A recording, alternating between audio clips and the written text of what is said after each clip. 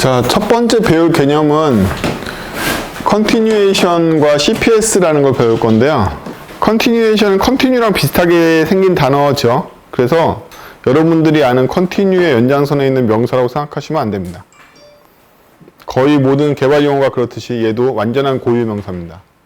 위키디피아 같은 데서 찾아보시면 컴퓨터 사이언스 용어로서 continuation이라는 단어가 나오고요. continuation 그렇게 어려운 개념이 아니에요. 여러분들이 흔히 알고 계시는 콜백이라는 단어에 부합합니다.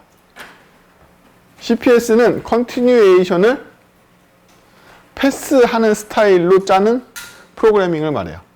아니, 콜백을 패스한단 말이야? 라고 생각하시면 맞습니다.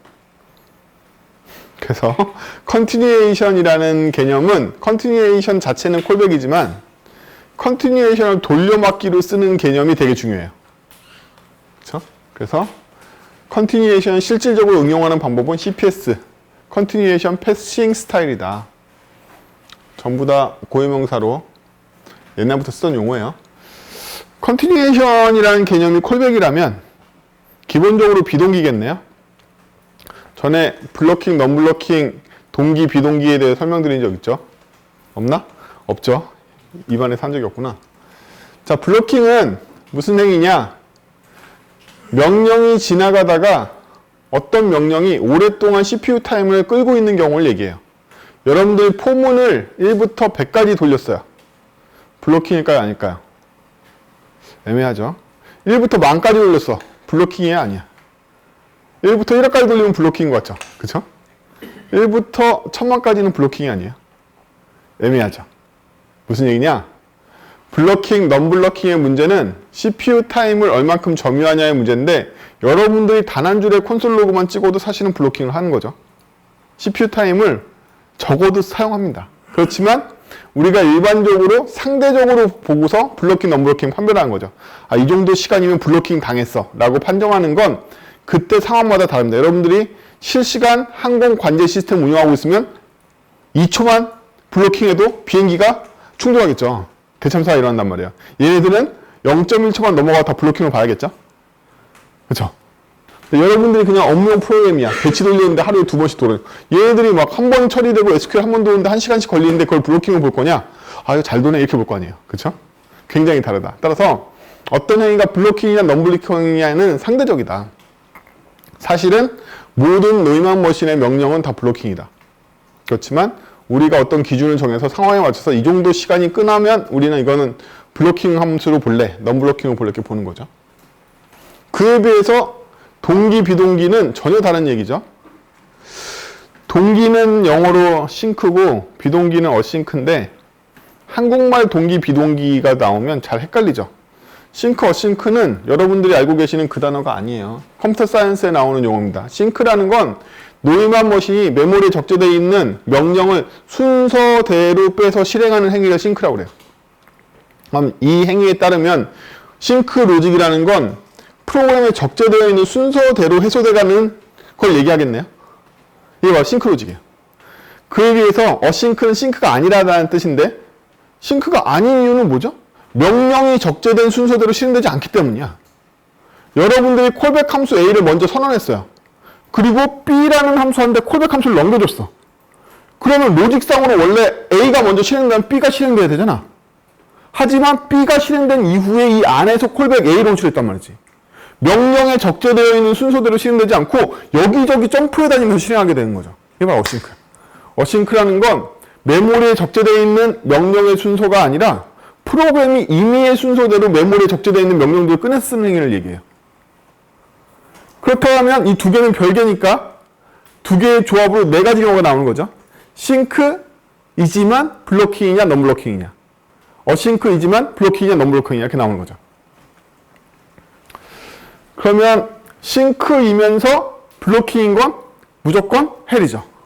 컴퓨터 죽는 거잖아. 그렇죠? 이건 선택하면 안 돼. 좋아. 이거 하나를 배제했어요. 그럼 싱크이면서 non-블로킹이야. 이런 경우도 있나? 싱크 로직이 도는데 non-블로킹인 경우도 있어? 이런 경우도 있냐는 거야. 싱크인데 non-블로킹이 가능한가요? 내려오고 있는데 non-블로킹이 가능해? 불가능해. 어디에서? 지금 실행 중인 스레드 안에서는 불가능해. 따라서 이 스레드는 내려오다가 얘가 걸리면 여기선 이 스레드는 블로킹인 거야. 하지만 스레드 안에서의 싱크 로직의 누군가가 백그라운드 스레드에서 다른 로직을 돌린다면 얘는 블로킹이 이 스레드는 되지만 바깥쪽 스레드는 안 돼 있는 상태가 된단 말이에요. 대표적으로 자바의 퓨처가 그래. 응? 자바의 퓨처가 그렇다. 그래서 싱크이면서 자바의 퓨처만 그런지 아세요? HTML에도 있어요. 한번 생각 안 해보셨겠지만 이미지 태그에는 isComplete라는 속성이 있습니다. 그러면 우리가 isComplete이 완성되는 걸 어떻게 찾아야 될까요? 이벤트 리스너도 아닌데 파일 도는 수밖에 없죠. 그렇죠? 우리 파일 도는 수밖에 없잖아. 파일 도면서 image.isComplete이 컴플리트인지를 확인해야지 이미지에 로드되는지를 알 거 아니야. 그러면 지금 파일 돌면서 얘 isComplete 체크하고 있는 얘는 어떻게 되죠? 브로킹에 걸리겠죠. 하지만 isComplete를 만들어주는 애는 어떻게 하고 있을까? 백그라운드에서 이미지 태그 이미지가 로드되면 여기에 컴플리트가 바뀔 거 아니야. 얘는 넘블로킹 상대란 말이지. 그렇죠? 그래서 싱크 넘블로킹을 구현하게 되면 싱크 넘블로킹, 즉 싱크로 돌리고 있는 쪽은 블로킹이 되지만 넘블로킹 쪽은 뒤쪽이 되는 거예요. 처음에는 사람들이 image.isComplete는 HTML 초반 사양이에요. 초반 사양. 나중에는 image.onload로 바뀌었죠. 콜백 스타일로. 그렇죠? 사실은 그렇게 바꾸면 안 되는 거예요. HTML5에서 마음대로 바꾼 거야. 그렇게 바꾸면 안 돼. 왜?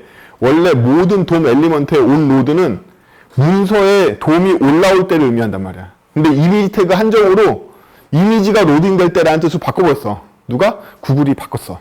HTML WG에다가 상정했단 말이야. 지금은 그게 표준이 된 거죠. 어쨌든 원래 그러면 안 돼요. 그래서 여러분 i8까지의 9버전을 쓰시면 온로드가 온로드로 작동하지 않아요. 걔네 잘못 만든 게 아니야. 원래 돔 스펙은 그렇게 돼 있지 않은데 얘들이 예외로 HTML5에서 상정시 어쨌든 옛날에는 어떻게 만들었다? 싱크 넘블로킹을 기반으로 뭔가 만들려고 했어 애들이. 싱크 넘블로킹으로. 근데 그 이후에 어싱크 블로킹이라는 것도 가능하겠네요. 그러면 내가 콜백으로 함수를 불렀지만 그 콜백을 부르는 함수가 안에서 포문이 1호까지 돌아. 그러면 어싱크로 콜백으로 응답이 오긴 하지만 얘는 블로킹 되고 있는 거죠. 가장 바람직한 건 뭐다? 그래 아까 싱크 블로킹은 당연한 거예요. 여러분들 짠 건 무조건 싱크 블로킹이야. 피해야 되지만 여러분들 수준 짜시면 무조건 싱크 블로킹이다. 여러분들은 일단 싱크 블로킹을 벗어날 수 있는 능력을 가지셔야 돼요. 여러분 짜면 안타깝게도 다 싱크 블로킹이야. 여러분 짜면 무조건 멈추고 뭐 깨지고 안 돌고 뭐 이렇게 되는 거잖아요. 그렇죠? 일상적으로 겪으신 그거. 그러면 바람직한 거는 당연히 어싱크이면서 넘블로킹인 걸 원하지만 또 여러분들 시키면 해를 만들죠. 어싱크이면서 블로킹을 만든단 말이에요. 그렇죠? 이게 노드에서 굉장히 자주 일어나요. 대표적으로 MySQL 드라이버는 블로킹 함수란 말이에요. 얘를 노드가 어싱크 형태로 담아도 얘가 블로킹이기 때문에 어싱크를 계속 쌓여있는 블로킹이 쌓여있는 거랑 마찬가지야. 이건 마치 뭘로 비교할 수 있냐면 여러분들이 윈도우 셋 타임아웃을 걸어서 다른 프레임으로 보냈지만 각각 셋 타임아웃을 100개 걸었는데 그 안에서 다 포문이 1억씩 돌고 있다고 생각해봐요. 해소가 안 될 거 아니야. 아무리 바깥쪽으로 빼냈지만 해소가 안 돼. 그게 MySQL을 노드 했을 때 일어나는 일이란 말이에요. 그래서 어싱크인데 블로킹을 만드는 애는 싱크인데 블로킹 만드는 애보다 더 나쁜 놈이죠. 보이지도 않으니까. 이게 어디서 일어났는지. 디버깅도 굉장히 힘들잖아. 그래서 싱크 블로킹은 당연한 여러분들의 실력이지만 어싱크 블로킹하는 애하고는 친구를 하면 안 된다. 개발 팀에서 신속하게 배제를 해야 돼. 그럼 팀 전체가 위험해집니다. 찾기가 어렵기 때문에. 자, 이제 싱크, 어싱크, 블로킹, 넘블로킹에 대한 개념이 좀 생겼죠? 생겼죠? 이제부터 우리가 다루게 된 영역은 싱크 블로킹처럼 표현을 했는데 백그라운드에서 어싱크 넘블로킹으로 작동하게끔 하고 싶어요. 그게 우리의 요점이야. 왜 싱크 블로킹 스타일로 프로그램을 짜고 싶죠? 우리가 머리가 나쁘니까. 그렇죠? 우리가 머리가 나쁘기 때문에 우리가 파악할 수 있는 머리의 능력은 위에서 아래로 왼쪽에서 오른쪽으로 흘러가는 동기와 로직만 간신히 머리에 들어와. 우리 머리가 나쁘니까. 그럼 이 머리가 나쁜 사람들도 짤 수 있는 복잡한 어싱크 넘블로킹 프로그래밍을 뒤에서 우리가 싱크 블로킹 스타일로 짜면 알아서 해주길 바래. 이게 바로 우리의 모든 고민거리라는 거야. 이 모던 랭귀지에서는 최대한 싱크 블로킹 로직처럼 짜면 내부에서 알아서 어싱크 넘블로킹으로 처리를 해주겠다 이거예요. 어떻게 그런 마법이 일어나지? 어떻게 그런 마법이 일어나지? 우리가 특수한 문법을 통해서 혹은 특수한 섹션을 선언해서 싱크 블로킹 형태로 프로그램 짜면 이 프로그램이 알아서 걔를 쪼개가지고 쪼갠 단위별로 점프시켜주는 타이밍을 비동기로 잡아가지고 처리해주기 때문에 그런 거겠죠? 그러면 계속 점프해 다니는데 우리는 싱크 블로킹 스타일 짰으니까 이 안에서 똑같은 변수 공간을 쓸 거 아니에요. 여기 지역 변수 선언하는 애들이 다 영향을 받겠죠. 그럼 우리는 프로그램이 알아서 나눠줬는데 나눠진 애들끼리 지역 변수를 어떻게 공유하냐는 거야. 지역 변수가 아니라는 얘기지. 어떤 객체에 담아가지고 계속 논아주고 있다는 얘기인 거죠. 그거를 컨티뉴에이션이라고 합니다. 어려운 설명부터 드렸으니까 마음의 각오가 잡히셨겠죠? 무슨 얘기인지 못 알아들었어도 봅시다. 쉬운 걸로 할 테니까. 쉽나? 이 함수가 쉬워 보이세요? 자, 이 함수는 교과서적인 제기함수입니다. 그죠? 일반적인 제기함수는 진입점에 특이점이 있기 때문에 진입하고 진입한 이후부터는 제기함수를 돌리는 식으로 짜는 경우가 대부분이에요. 여기 나와 있는 팩트, 팩토리얼의 약자인 팩트 함수는 어떤 값 n을 받아서 언더 팩트에다 n, 1을 보내게 돼요. 어떤 게 특이점이죠? 나머지 이후의 제기는 전부 다 현재 값과 어큐뮬레이터, 합산값을 갖게 되는데 진입점만 인자가 하나인 거죠. 그래서 진입점은 일반적으로 특이점을 가져요. 왜? 제기함수가 성립하는 이유는 함수의 리턴 값에 연산을 사용하지 않고 한 수의 인자값에 연산의 결과를 캐시처럼 보내기 때문에 그래요. 요 어큐뮬레이터가 처음엔 필요 없기 때문에 항상 요 특이점이라는 게 생겨서 진입점 함수가 필요하게 됩니다. 자, 그래서 언더 팩트에다가 n, 1을 보냈으면 제가 팩토리얼 3을 따였다면 여기 3,1이 돼서 팩토리얼 1부터 시작하게 되겠죠. 언더 팩터는 3,1로 시작해서 그 다음부터는 n이 빵이 됐다라면 어큐뮬레이터 값 a를 반환하면 되고 n이 빵이 아니라면 n에서 하나씩 뺀 거를 어큐뮬레이터에 곱해주면 되겠죠. 이걸 계속 리커시브하게 도우면 됩니다. 원래 코틀린은 멀티 플랫폼 언어이기 때문에 해당 플랫폼이 꼬리물기 최적화를 지원하는 언어인지 아닌지를 구별할 수 없기 때문에 코틀린 차원 내에서 내가 꼬리물기 최적화를 해줄게 라고 해서 테일 리커시브 키워드를 별도로 준다고 그랬어요. 그러면 컴파일러는 이 함수 로직 안에가 테일 리커시브 로직인지 아닌지를 판별하고 맞는지 아닌지 컴파일 타임에 경고를 내줍니다. 또한 컴파일 타임에 테일 리커시브 함수가 되는 경우에는 반환형을 생략할 수 없다. 왜? 이때는 a이기 때문에 인티저로 확정될 수 있지만 이때는 언더 팩트 형을 다시 추론해야 되기 때문에 추론이 추론을 꼬리를 물기 때문에 추론이 불가능해지죠. 그래서 명시적으로 항상 테일 리커시브 함수에는 형을 줘야 된다고 함수편에 말씀드렸죠. 기억나세요? 어쨌든 우리가 흔히 구현하는 팩토리얼의 구현 버전입니다. 어렵진 않죠? 사용하면 팩트 3 때리면 6 나오겠죠. 3 곱하기 2 곱하기 1 해가지고 0 나왔을 때 6을 리턴하게 되는 식으로. 여러분들 천재니까 여기까지만 설명하는 걸로 하고, 자, 이 팩토리얼 함수를 CPC 타입으로 바꿔봅시다. 아니, CPS 타입으로 바꿔봅시다. Continuation Passing 스타일로 바꿔봅시다. 그러면 Continuation Passing 스타일에서는 뭘? 콜백을 통해서 값을 얻는다고 했잖아요. 콜백을 통해서 값을 얻어. 반대로 함수 입장에서는 콜백에다가 값을 보고할 거야. 근데 Continuation Passing 스타일이니까 우리는 계속 패싱을 할 거야. 그럼 이 함수를 봅시다. 누구한테 패싱을 한다는 얘기야? 당연히 언더 팩트한테 패싱한다는 얘기겠죠. 뭘? 앞에 받아왔던 콜백 함수를. 생각할 시간을 가질까요?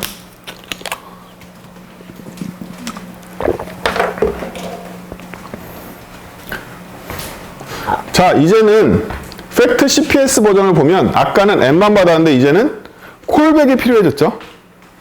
콜백 받아왔잖아요. 그쵸? 인티저 값을 제가 출력할 거니까 인티저 값을 받고 아무것도 보이드를 리턴하게 되는 요 블럭을 받아와서 얘한테 보고할 거란 말이에요. 안 어렵죠? 여러분들 맨날 쓰던 콜백 스타일이에요. 그래서 얘는 리턴 값이 인티저가 아니라 블록에게다가 리턴할 거야. 콜백으로. 그러면 이게 바로 컨티뉴에이션 객체란 말이에요. 컨티뉴에이션 객체일 수도 있고 컨티뉴에이션 함수일 수도 있어. 하는 일이 단순하면 컨티뉴에이션 함수로 충분하고 하는 일이 복잡하고 속성도 있고 다른 메소드 필요하면 컨티뉴에이션 객체가 필요하겠죠. 지금은 그냥 팩토리얼 값만 보고해주면 되기 때문에 간단한 컨티뉴에이션 함수로 충분한 거죠. 그렇죠? 콜백이 꼭 함수일 필요는 없잖아요. 콜백 객체일 수도 있고 자바에서는 다 리슨오브 뭐고 다 객체를 쓰니까. 그럼 이제 똑같이 언더 팩트 CPS 버전을 보면 아까는 현재 값과 어큐뮬레이터만 보냈는데 지금은 무엇을 패싱한다? 콜백을 패싱한다. 컨티뉴에이션을 패싱해. 얘만 패싱하냐고? 얘도 패싱해. 아, 이게 바로 컨티뉴에이션 패싱 스타일인 거야. 컨티뉴에이션을 계속 패싱해가면서 쓰고 있어. 그쵸? 그러면 얘는 얘까지 계속 패싱했기 때문에 마지막에 보고가 리턴 A가 아니라 이제서야 보고하면 되는 거야. 함수를 받을 때 함수가 1급 객체인 게 필요로 할지 몰라도 이 객체로 받으면 뭐 1급 객체일 필요도 없죠. 객체의 메소드 호출을 해버리면 끝나는 거니까. 그쵸? 그래서 여기에 갇히시면 안 되는 게 컨티뉴에이션은 함수가 아니다. 콜백 역할을 할 수 있는 객체가 됐든 함수가 됐든 어쨌든 중요한 건 마지막에 우리가 컨티뉴에이션한테 레포팅을 한다는 거예요. 얘는 함수의 리턴 구조를 사용하지 않고 컨티뉴에이션한테 레포팅을 하는 걸로 끝내게 돼 있어요. 이게 바로 컨티뉴에이션 패싱 스타일의 기본이에요. 이렇게 생각하니까 별것도 아니죠. 아, 콜백 받는 건데 콜백을 돌려 쓰는구나 이 정도예요. 아니야? 지금이 행복할 때죠. 지금이 행복할 때야. 이렇게 하면 되죠. 그러면 프린트 6이 나옵니다. 콜론 배웠죠? 기억 안 나시겠지만 두 번째 시간에 배웠어. 함수 참조 포인터라고 그래서 콜론 붙이면 이 함수 참조 포인터가 생기죠. 요거는요, 여러분들이 내부에서 이걸 쓴다고 더 효율적으로 생각하시면 안 돼요. 람다 만드신 거와 똑같은 람다 객체가 생겨요. 코틀린에서는. 자바 JVM에서는 8 이후에 함수 참조 포인터를 쓰는 편이 더 메모리적으로 효과적이에요. JVM 문서에 보면 나와요. 근데 코틀린에서는 똑같다. 이거나 람다를 만들어서 집어넣나 람다를 만들어서 프린트로 호출하나 이 함수 참조 포인터를 쓰나 똑같아. 어차피 람다를 만들어내기 때문에. 하지만 자바에서는 함수 참조 포인터가 조금 이득이다. 뭐 어려운 거 없죠? 여기까지? 여러분들은 잘하니까 여기까지 어려우면 안 돼. 근데 지금까지는 큰 차이가 없고 그냥 콜백 함수 보내서 콜백한테 보고하는구나 정도밖에 안 되는데 CPS를 쓰면 굉장한 응용이 돼요.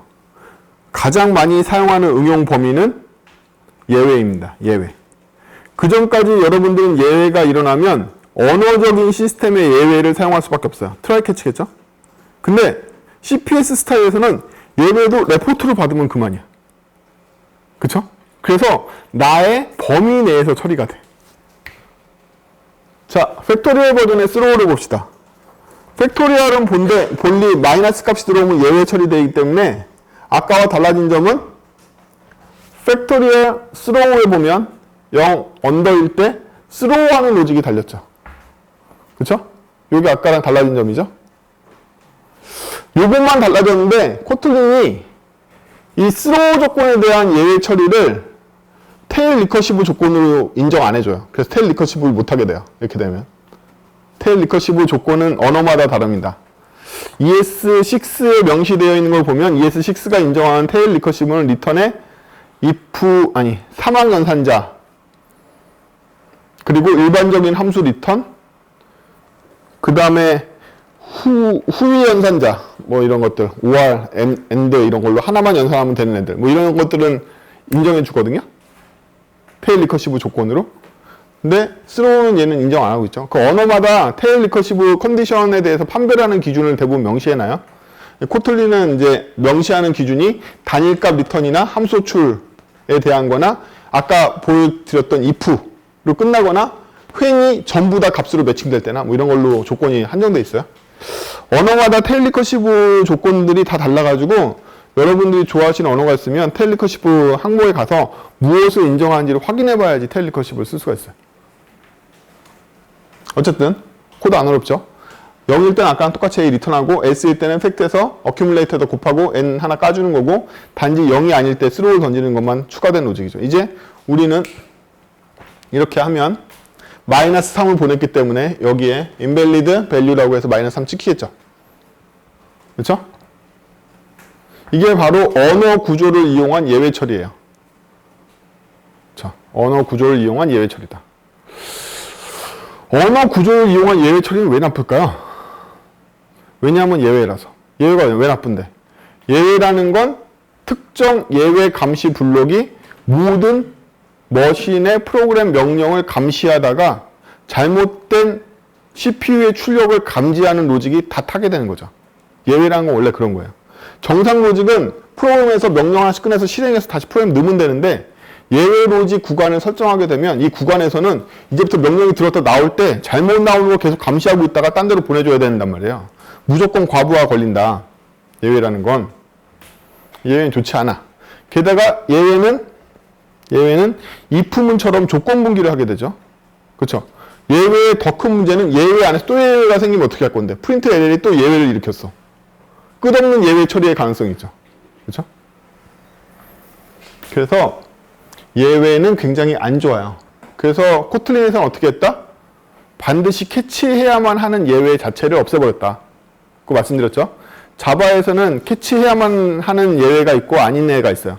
런타임 익셉션하고 에러 계열들은 안 해도 되는 거죠. 예외 계열 중에 런타임이 아닌 애들만 하면 되죠. 걔네들은 반드시 캐치해야 되거든요. 근데 코틀린에서는 JVM이라 할지라도 전부 다 캐치할 필요가 없어요. 그렇게 만들었단 말이야. 이 캐치가 별로 효과적이지 않다고 보는 거죠, 얘네들은. 그러면 트라이 파이널 부분에 있는 그 유즈, 걔는 코틀린에서 똑같이 유즈라는 함수를 지원을 해줘요. 어? 클로저블 쓰는 거 있잖아. 모르나? 그건 상관없는데 어쨌든 이게 바로 일반적인 함수 스타일에서 값을 리턴하는 경우에 스로우밖에 대안이 없다는 거죠. 그렇죠? 그리고 바깥쪽에서는 함수로 호출하는 로직 외에 뭐가 나왔다? 예외를 처리하는 별도의 제어문 블록이 나와야지만 이걸 처리할 수가 있다. CPS 익셉션을 볼까요?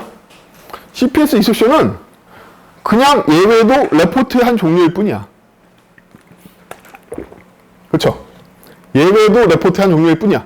따라서 두 개 받으면 돼. 정상 레포트와 예외 레포트 함수 두 개 받으면 돼.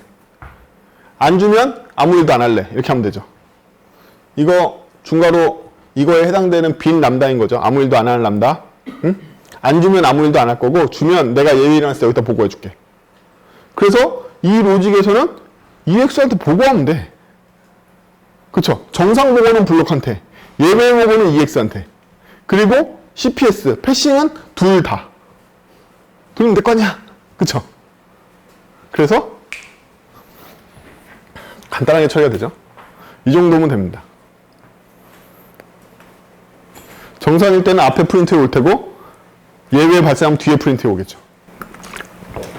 CPS의 장점이 두 가지로 인식이 됐죠. 첫 번째는 우리가 레포팅하는 시점을 고를 수 있다는 것과, 여기 보면 레포팅하는 시점 고르고 있죠.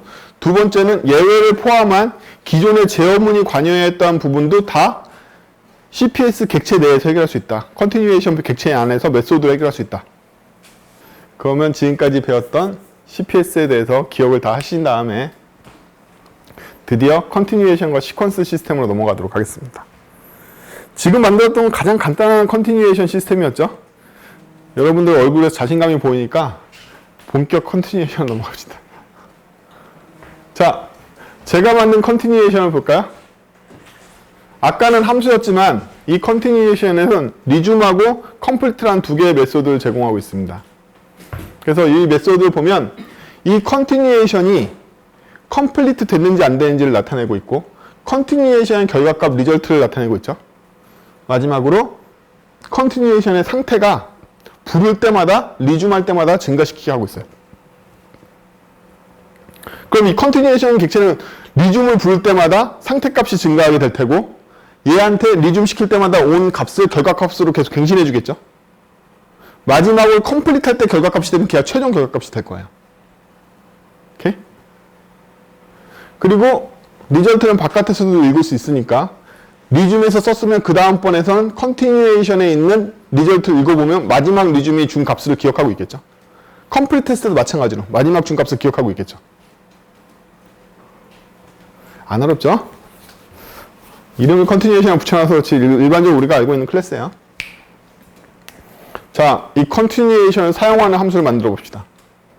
컨티뉴에이션 함수는요, 어떤 값 a를 받아들였는데 두 번째 문자로 컨티뉴에이션을 받으려고 그러죠. 근데 안 올 수도 있어. 뭐 처음엔 안 줄 거니까.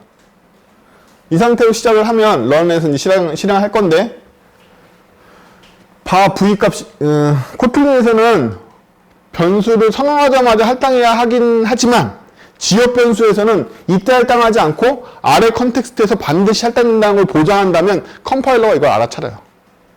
그래서 여기다 굳이 이상한 값 넣을 필요 없어요. 그래서 요 C 값을 제가 컨티뉴에이션 객체에 결정할 건데, 인자로 넘어온 컨티뉴에이션이 없는 거죠, 지금. 없으면 나는 새로 만들 거야. 이렇게 된 거죠. 그러면서 V 값은 요 A 값으로 정해줘야지. 인자로 넘어온 값으로. 그렇죠. 근데 그게 아니야. 그게 아니라 있어. 이게 뭔가 넘어온 게 있어. 넘어온 게 있으면 나는 V 값을 컨티뉴에이션이 있었으니까 다른 컨티뉴에이션이 이미 리주만 값이 있겠지? 얘를 V 값으로 봐야겠다. 이렇게 보는 거죠. 이 인자를 내가 V 값으로 보는 게 아니라 컨티뉴에이션에 있는 리절트 값을 V 값으로 보겠다는 거야. 그리고 컨티뉴에이션은 C 값은 여기 인자로 받아온 컨티뉴에이션 써야지. 처음에는 컨티뉴에이션을 만들고 기초값을 V 값을 A로 확정짓지만 그 이후부터는 컨티뉴에이션에 있는 리절트 값을 V 값을 만들고 있는 컨티뉴에이션을 계속 돌려쓰겠다는 얘기인 거죠. 컨티뉴에이션 패싱을 해야 되니까 계속 이거 돌려쓸 거 아니야. 이미 이게 아까랑 비슷하잖아. 그쵸? 팩토리얼, 언더 팩토리얼 시리즈에 넘어오는 블록하고 비슷한 역할인 거잖아. 컨티뉴에이션 계속 돌려쓰겠다고. 근데 이 컨티뉴에이션에는 두 가지 기능이 있는 거잖아요. 그쵸? 리절트를 주는 기능도 있고 스테이트를 갱신하는 기능도 있고 뭐 이렇게 있는 거죠. 그럼 함수 내부의 본문은 이렇게 짜면 되겠죠. 컨티뉴에이션의 스테이트를 보건데 최초 상태야. 그러면 나는 V 값을 하나 증가시키고 프린트 V 값을 한 다음에 리준 V 값을 하나 더한 걸 여기다 리줌할래. 이렇게 된 거죠. 리줌할래.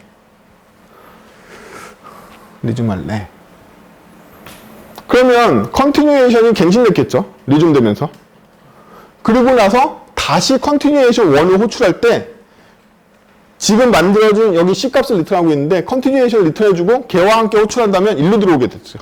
컨티뉴에이션의 스테이트가 1로 옮겨졌으니까 이때 여기서 하나 추가하잖아. 다음번 컨티뉴에이션 1을 호출할 때는 컨티뉴에이션 스테이트가 여기로 들어오게 된단 말이야. 이 함수가 지금 호출할 때는 여기로 빠졌지만 그 다음번에 컨티뉴에이션 주면서 호출하면 일로 올 거란 말이지. 그리고 나서 다시 빠져나오겠죠? C 주면서. 그리고 나서 다시 이 함수한테 컨티뉴에이션 주면서 호출하면 여기로 들어올 거란 말이지. 안 어렵죠? 그렇죠? 그러면 우리는 컨티뉴에이션 함수를 준비했을 뿐이지 아직 실행을 안 했잖아요. 실행하려면 이렇게 실행하면 되죠.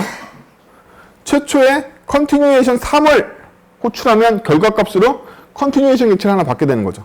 언제? 널로 들어왔으니까. 두 번째 이제 안 줬죠. 널로 들어왔으니까 새로 만들어진 컨티뉴에이션이 C가 돼서 리턴 C가 돼서 우리가 컨티뉴에이션 객체를 얻게 된단 말이에요. 일반적으로 컨티뉴에이션 함수 호출의 결과는 컨티뉴에이션 객체가 돼. 그 다음부터는 어떻게 하면 되죠? 컨티뉴에이션이 컴플리트가 안 될 때까지 계속 돌면서 컨티뉴에이션에 이제부터는 아까 인자값은 그냥 주면 되고 앞으로 무시당할 거니까 컨티뉴에이션 객체만 주면 되는 거죠. 이거 계속 돌면 되는 거잖아. 컴플리트 될 때까지. 왜? 마지막 S에서는 컴플리트 시킬 거니까. 어? 그러면 우리가 이 과정이 다 끝나고 나서 프린트 리절트를 찍어보면 뿔뿔뿔뿔 해서 4가 나와 있을 거란 말이에요. 그렇죠? 중값에 막 더해져서 나와 있을 거란 말이지. 3번 더한 값이.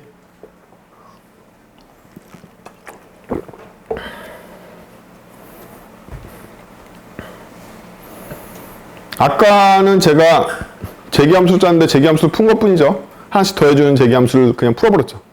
컨티뉴에이션 객체의 상태를 이용해서 로직을 직접 풀어준 거란 말이에요. 오, 반응이 괜찮은 것 같아. 여러분 진짜 잘하나 보다. 그러면 지금까지 제가 개 노가다로 만든 이 컨티뉴에이션 말인데요. 컨티뉴에이션이 결국에는 이런 식으로 리줌할 때마다 이터레이션이 한 번씩 일어나는 것 같지 않나요? 그쵸? 이터레이션이 일어났으니까 백. 이터레이션이 일어났으니까 제가 이렇게 이터레이션 주기로 한 번씩 호출할 수 있는 거잖아요. 결국에 이게 while문의 조건 안에서 반복적인 일, 이게 바로 이터레이션이거든요. 이게 else next고 이게 next인 거잖아요. 그쵸? 이터레이션 개념이란 말이에요. 그래서 이러한 컨티뉴이션의 행동은 일반적으로 이터레이션에 수렴하게 됩니다. 그러면 이 코드도 사실은 이터레이션에 가깝기 때문에 이터레이션을 직접 일으킬 수 있어요.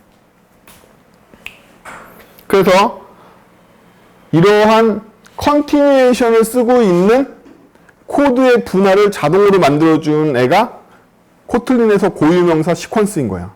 여러분들이 알고 있는 시퀀스로 이죠. 코틀린에서 이 시퀀스가 고유명사야. 컨티뉴에이션 구문을 자동으로 만들어주는 이터레이션 생성기인 거. 이렇게 하면 만들 수 있어요. 엄청 쉽죠? 동일한 코드입니다. 어떻게 동일하냐고? 컨티뉴에이션 어딨어? 없어. 지가 알아서 만들 거야. 우리한테 안 가르쳐주고 지가 알아서 만들 거고요. 제가 여기 지금 인자를 받은 게 없으니까 제가 3월 시작하면 뿔뿔하고 일들을 보고 가고 있죠. 여기서 또 일들을 보고 가고 여기서 또 일들을 보고 가고 있죠. 이 일드라는 키워드를 쓸 때마다 이터레이션이 나눠지는 거죠. 그래서 우리가 실제로 지금 만들어진 시퀀스의 마지막으로 호출해보면 이때 y값이 들어있겠죠. first 값을 호출하면 여기 값이 들어있을 거야. second 값은 여기고. 뿐만 아니라 이 시퀀스를 for each를 돌면서 계속 밸류를 조사해도 돼요. 그럼 이 값, 이 값, 이 값이 나오겠죠. 그렇죠? 그래서 왜 저렇게 짜는데 이게 내부적으로 생겨나지? 그게 바로 컴파일러의 기능이에요. 아까 처음에 제가 대전제를 했죠. 왜 이렇게 짜기를 원하냐? 그거 동기와 블로킹 함수처럼 짜기를 원한다는 거야. 이게 더 이해하기 쉬우니까. 우리 이때 값이 얼마가 될지 눈으로 보고 알 수 있죠. 위에서 아래로 읽으면 되니까. 3이었는데 4 됐네, 5 됐네, 6 됐네, 아 여기 6이겠네 이렇게 볼 수 있잖아요. 그쵸? 이 코드가 훨씬 더 쉽단 말이지. 우리 머리가 아프니까 위에서 아래로 읽기 훨씬 더 쉽단 말이야. 이렇게 짜면 이렇게 만들어주는 거죠. 컴파일러가. 그쵸? 컴파일러 이렇게 만들어주는 거야. 우리 대신에 컨티뉴에이션 객체도 만들고 컨티뉴에이션 객체를 호출하는 형태로 다 컴파일러 바꾸고 안에 코드도 이 일들을 기준으로 이 케이스, 이 케이스, 이 케이스를 전부 다 다른 스테이트로 나눠가지고 다 이렇게 바꿔준단 말이야. 코드를 싹 다. 누가? 컴파일러가. 시퀀스라는 블록이 나오면. 그래서 내부에서는 이렇게 바뀌어요. 내부에서 이렇게 바뀐 것도 진짜 구경해 볼 거예요. 좀 이따가.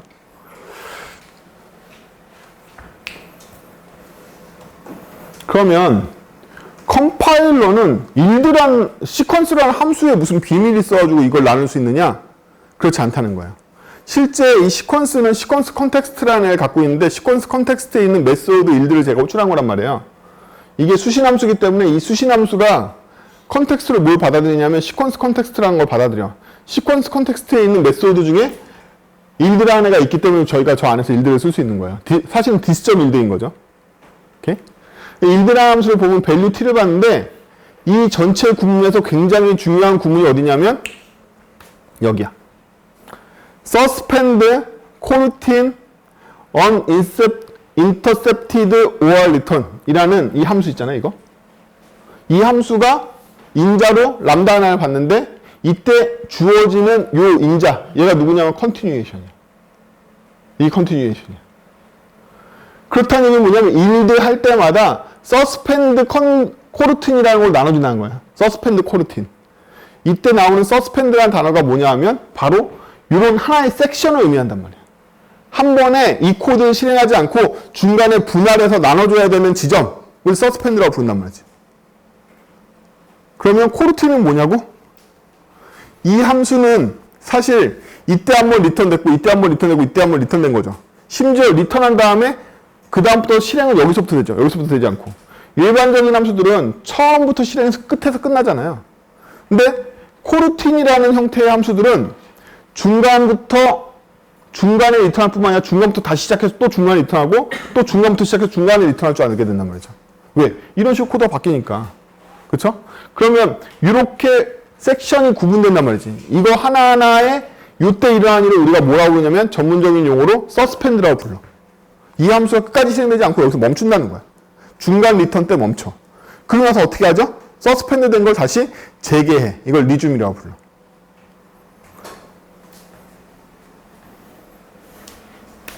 그래서 얘는 넥스트 스텝을 현재 컨티뉴션으로 저희가 이걸 리턴한 것처럼 컨티뉴션을 리턴해서 자기의 이 넥스트 스텝은 지금 여기 안 보이지만 시퀀스 컨텍스트의 속성이거든요. 다음번 컨티뉴에이션으로 잡아주고 리턴 값은 서스펜드 상태로 보낸다면 1도 먹을 서스펜드 되니까. 응? 여기까지 이어지지 않나? 않나요? 제가 한참 설명했던 CPS하고 수동으로 구현했던 컨티뉴에이션하고 실제로 언어가 지원한 사양을 보면요. 핵심적으로 컴파일 타임에 이 코드를 나누게 되는 비밀은 바로 얘인 거예요. 이게 바로 컴파일러가 직접 코드를 나누게 명령 내리는 컴파일러 전용 명령인 거야. 이 명령 때문에 여기서 나눠지는 거야. 컨티뉴에이션 스테이트로 나눠지는 거야. 스테이트 1, 2, 3로 나눠지는 이유가 저 일드라는 애가 비밀이는 게 아니라 일드 안에 있는 얘가 사실은 이 함수로부터 파생되는 함수거든요. 서스펜드 코르틴이라는 함수로부터 얘네들이 다 파생이 돼요. 서스펜드 코르틴이라는 함수는 안에 가서 여러분 뒤져보시면 구현이 인터널로 돼 있단 말이에요. 언어에 맞춰서 시스템이 구현한 거지 니네가 할 게 아니야. 컴파일러가 처리할 거기 때문에.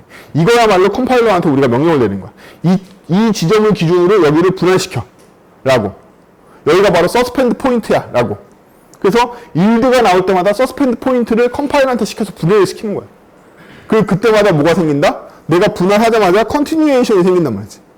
왜 인자를 받을까요? 시스템이 나눠주고 시스템이 컨티뉴에이션 만들거든. 아까 제 코드에서는 제가 만들었죠. 꼭대기에. 근데 이거는 컴파일러가 만들어내. 컨티뉴에이션 객체를. 그러니까 컴파일러한테 받는 거예요, 저희가. 컴파일러 만드는 코드로부터 컨티뉴에이션 받는 거야. 그럼 우리 컨티뉴에이션 받아서 할 수 있는 일이 리줌하거나 아니면 리줌 위드 익스트밖에 못해. 아까 봤잖아요. 그쵸? 리줌밖에 못하잖아. 전진할지 말지만 결정하게 된다. 슬슬 이제 분위기가 안 좋아질 때가 됐죠. 그래서 실제 저 함수의 정의에 가보시면 인자로 받는 블록을 보면 컨티뉴에이션 t가 들어오겠죠. 이게 바로 코르틴 내장되어 있는 컨티뉴에이션 객체예요. 실제로. 그럼 이 t는 뭐지? 컨티뉴에이션 아까 리저트 값 있었죠? 리저트 값의 타입이 바로 t가 된다.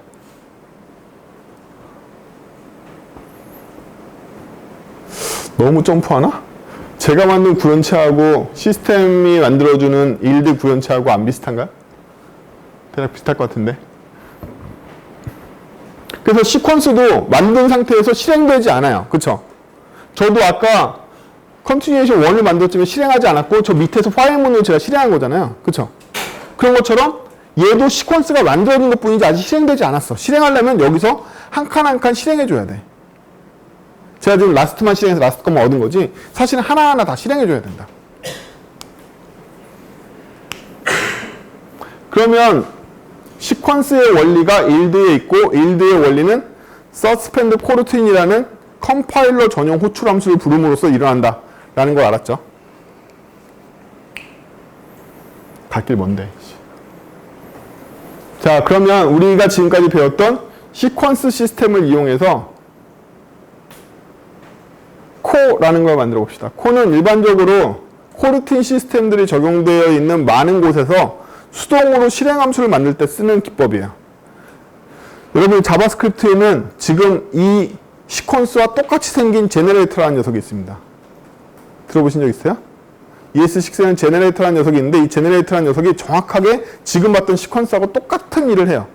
제너레이터에서 여러분들 일들을 호출할 때마다 서스펜드 구간이 생겨나고 거기에다가 컨티뉴션을 만들어.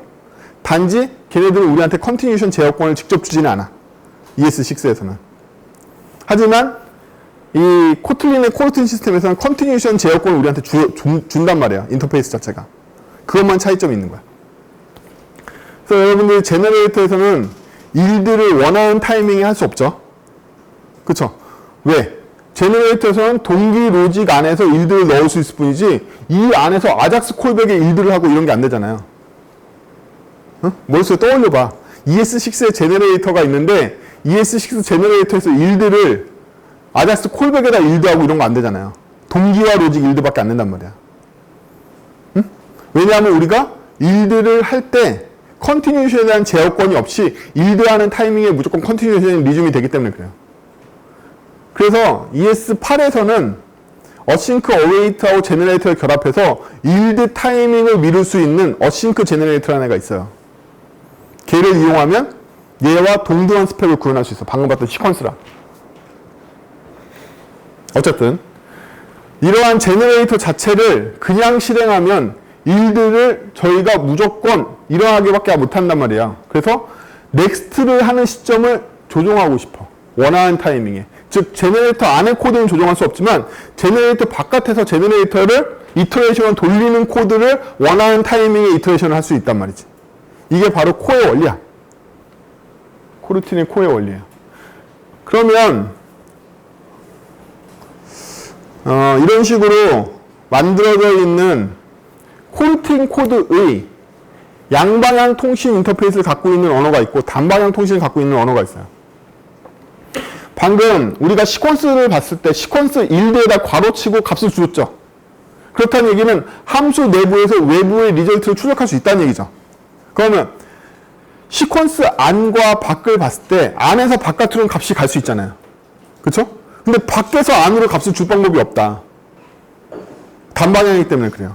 그래서 제너레이터나 혹은 이런 코르틴의 구현체가 단방향인 경우에는 코르틴 안에서 바깥쪽으로 값을 줄 수는 있는데 바깥쪽에서 코르틴 안으로 이터레이션 값을 줄 수가 없어요.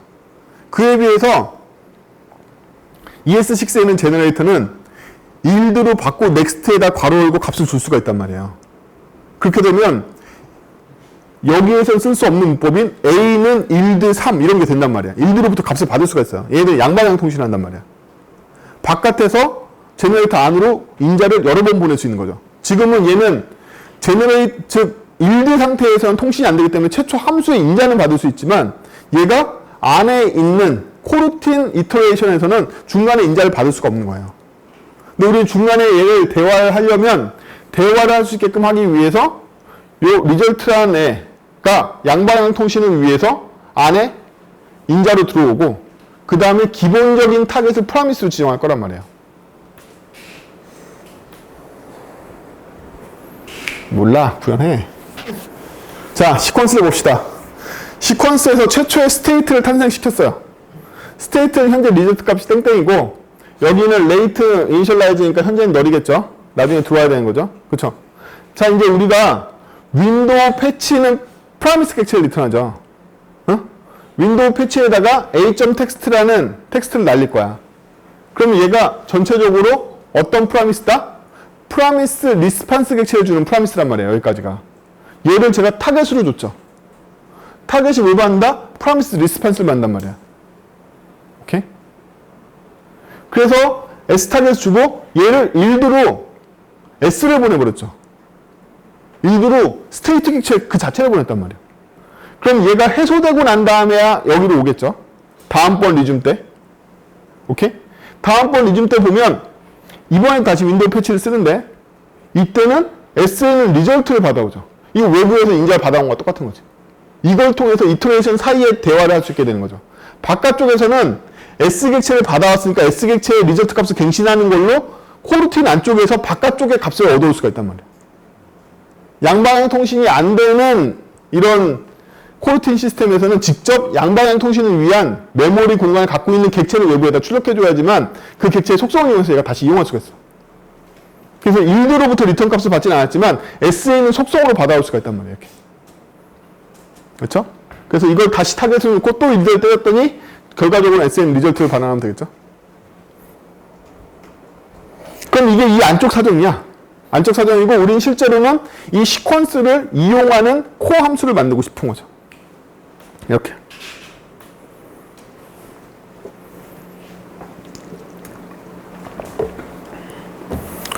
여러분들 막 힘들잖아요. 왜?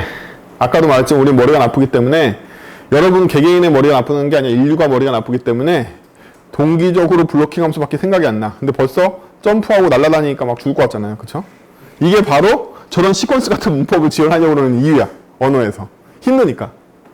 실제 우아하게 헤엄치는 백조가 있지만 발은 열심히 구르고 있는 거죠. 얘가 바로 열심히 구르는 코어 함수인 거예요. 코어 함수를 봅시다. 코어 함수는 첫 번째 인자로 이터레이션 스테이트를 봤는데 이터레이션 스테이트는 현재 널이죠. 널이죠. 처음에 안 주겠다는 얘기죠. 두 번째 인자로 시퀀스 스코프 스테이트를 받게 되는데 시퀀스 스코프 스테이트라는 객체가 바로 저 시퀀스 객체의 리턴 값이란 말이야. 저 시퀀스 함수의 리턴이 시퀀스 스코프 스테이트인 거야. 왜 스테이트냐고? 일대할 때 스테이트 객체를 보냈기 때문에 타입이 스테이트로 확정된 거야. 이 시퀀스는 중간중간 나한테 스테이트를 줄 거야 라고 일대에서 확정 지었기 때문에 이 t가 자동으로 나의 시퀀스 t가 된단 말이야. 오케이? 얘도 널이 가능하죠. 어쨌든. 그럼 얘는 이터레이터 객체를 어디서 공수할 거냐면 컨티뉴어스 패칭에 의해서 이터레이터가 직접 있는 경우가 있고 이터레이터가 없으면 어디서? 시퀀스로부터 시퀀스.점 이터레이터로 받아오면 된단 말이에요. 오케이? 근데 시퀀스도 안 줬고 이터레이션도 안 줬어. 죽어야지 그러면. 둘 중에 하나는 줘야 된단 말이야 저한테. 그래야지 내가 시퀀스로부터 이터레이션은 어떤지 아니면 원래 있던 이터레이션을 다시 이터레이션으로 재활용하든지 둘 중에 하나 할 거 아니야. 둘 다 못하게 인자 두 개 다 안 들었으면 죽어야지. 그쵸? 이걸 용서할 수 없고 두 개 중에 하나 올 거야. 자 그러면 얘는 이터레이션 객체라고 했죠. 시퀀스로 이터레이션을 리턴한단 말이야. 그러면 넥스트가 있는지를 확인하고 넥스트가 있어. 그러면 우리는 이터레이션의 넥스트를 얻으면 되겠죠. 이 넥스트 얻으면 뭐 나와요? 스테이트 객체가 나오겠죠. 오케이? 왜냐하면 이 시퀀스는 스테이트 객체를 반환하는 이터레이션을 갖고 있는 시퀀스잖아요. 처음부터. 그러니까 우리가 넥스트를 호출하면 스테이트가 나온단 말이에요. 스테이트는 뭐다? 프라미스 리스판스야. 따라서 얘가 있는 걸 확인해서 이거를 스테이트 객체라고 볼 수 있겠죠. 오케이? 스테이트 객체일 거 아니야. 넥스트 때렸으니까. 스테이트 객체의 타겟이 바로 프라미스 리스판스죠. 프라미스 리스판스니까 된 때리면 되겠네. 응? 된 때리면 얘의 결과는 리스판스 객체가 들어오게 되고 리스판스의 텍스트를 때리고 다시 den을 때리면 진짜 우리가 원하는 결과값이 나오겠죠. 걔를 어디에다가? 지금 그 스테이트 객체의 리절트에다가 넣어주면 된다.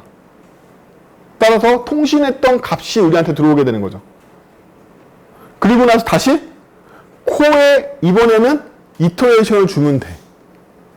그러면 다시 코가 올라가서 이터레이션 객체를 받았으니까 이터레이션은 여기 받아온 이수로부터 대체될 테고 걔의 해스 넥스트가 있는지 계속 확인하면서 해스 넥스트가 없을 때까지 돌 거 아니야. CPS CPS 아까 좋았죠? CPS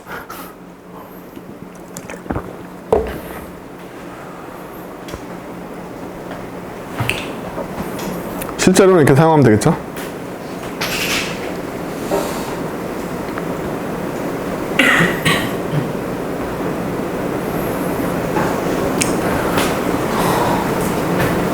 얘는 똑똑해서 첫 번째 인자가 이 타입하고 안 맞는 거 알고 널인 걸 생략하고 두 번째 인자를 대체해줘요. 두 번째 인자로 지금 시퀀스 스코프가 이걸 통해서 들어갔죠. 따라서 이걸로부터 발동이 돼서 첫 번째 시퀀스가 들어왔을 시점에 이터레이션이 발동됐을 테고 이 이터레이션을 계속 돌면서 그 다음부터는 다시는 얘를 사용하지 않고 일로 들어온 인자인 it을 사용해서 돌서 끝까지 돌면서 나머지 모든 이터레이션을 해소해 가겠죠. 그래서 처음에 여기까지 해소해서 값이 떨어져 나오고 그 값이 어디로? 리절트로 들어왔을 테니까 그걸로 다시 이터레이션이 돌아서 최종 값을 뒤져보면 A에 있는 값이 뭐겠어요? B에 있는 주소가 되고 B에 있는 주소에 있는 값이 실제 값이 되겠죠. 실제 제 데이터에 A.text 안에 B.text라는 텍스트만 들어있고요. B.text에 hello world가 있으면 최종 값은 hello world가 찍힐 거다. 이거 ES6로도 똑같이 구현할 수 있어요. 제너레이터와 코어 함수 만드시면. 오씨, 분위기가 제법 침울해졌죠? 더 나가야 돼, 말아야 돼. 잠시 고민하는 시간을 드릴게요. 오늘 수업 어렵기 때문에 잘 모르겠으면 물어보셔야 돼요. 손 들면 제가 다시 설명할게요. 꼭 어떤 지점을 얘기 안 하셔도 너무 어렵다 싶으면 제가 다시 설명해 드릴게요. 괜찮은 걸로. 영상 많이 보세요.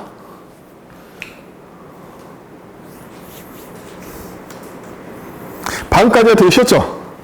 아닌가? 시퀀스 쉽잖아. 제너레이터 수준이잖아. 제네레이터 어려우신가요? 제네레이터 쉽잖아. 어? 사실 지금까지 만든 거는 정확하게 ES6 제네레이터하고 프라미스만 있어도 똑같이 구현할 수 있는 거란 말이야. 쉬운 거야. 이것까지는. 여기까지는 우리가 직접적으로 서스펜드 코루틴을 사용하지 않았기 때문에 우리가 서스펜드 코루틴 직접 안 쓰고 일드 같은 추상화되어 있는 명령어를 통해서 이터레이션을 얻어왔잖아. 그것도 심지어 결과물이 예쁘게 생긴 이터레이션이야. 헬스 넥스트하고 넥스트만 호출하면 다 처리할 수 있어. 그쵸? 쉬운 거란 말이야. 많이 추상화되어 있기 때문에 거기까지는. 그러면 서스펜드와 코루틴의 세계로 가기 위한 기초적인 이론은 이제 됐어요. CPS와 서스펜드 코루틴을 이용해서 이 섹션을 만들어내서 컨티뉴에이션을 자동으로 만들어주는 시스템이 있다. 까지는 이제 알게 됐단 말이야. 모르게 됐나? 이게 기초란 말이야. 이게 사실은 서스펜드 코루틴과 무관하게 밑에 깔려있는 시스템이에요. 여기까지가. 그래서 여러분들은 지금까지 만든 코드를 쓰는데 특별한 키워드나 특별한 섹션 없이도 다 이게 돌아요. 무조건. 지금부터는 약간 달라.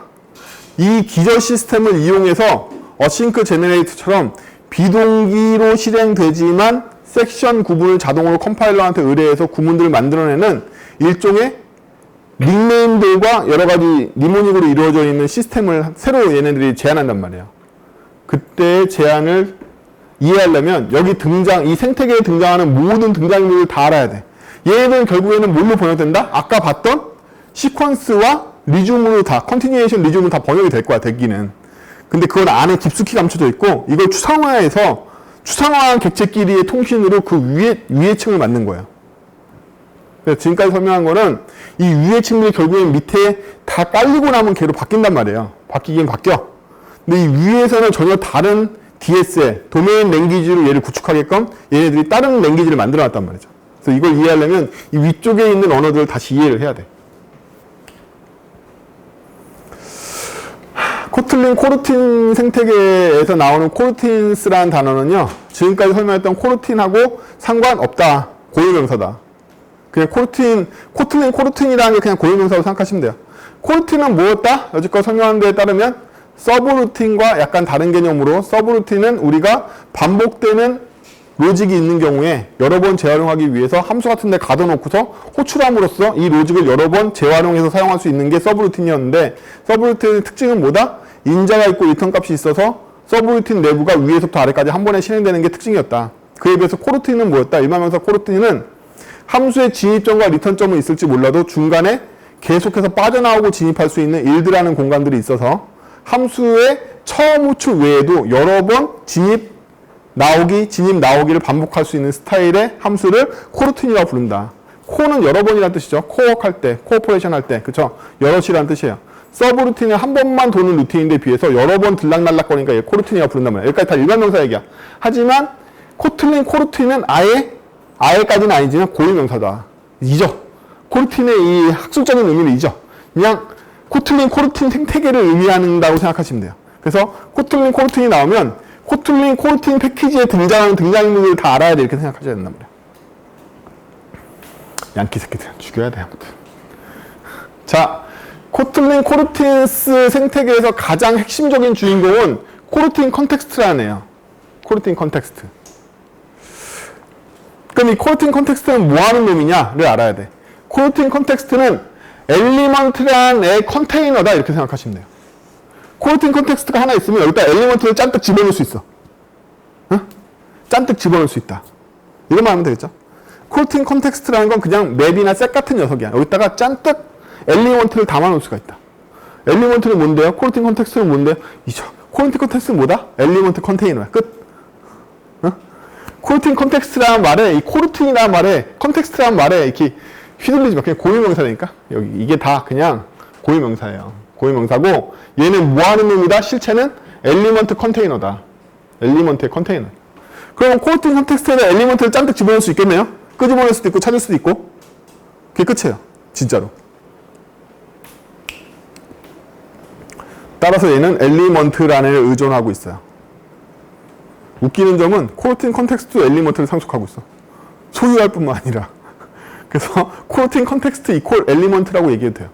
하지만 그 코루틴 컨텍스트가 엘리먼트의 구상체임에도 불구하고 다른 점은 엘리먼트의 컨테이너이기도 하다.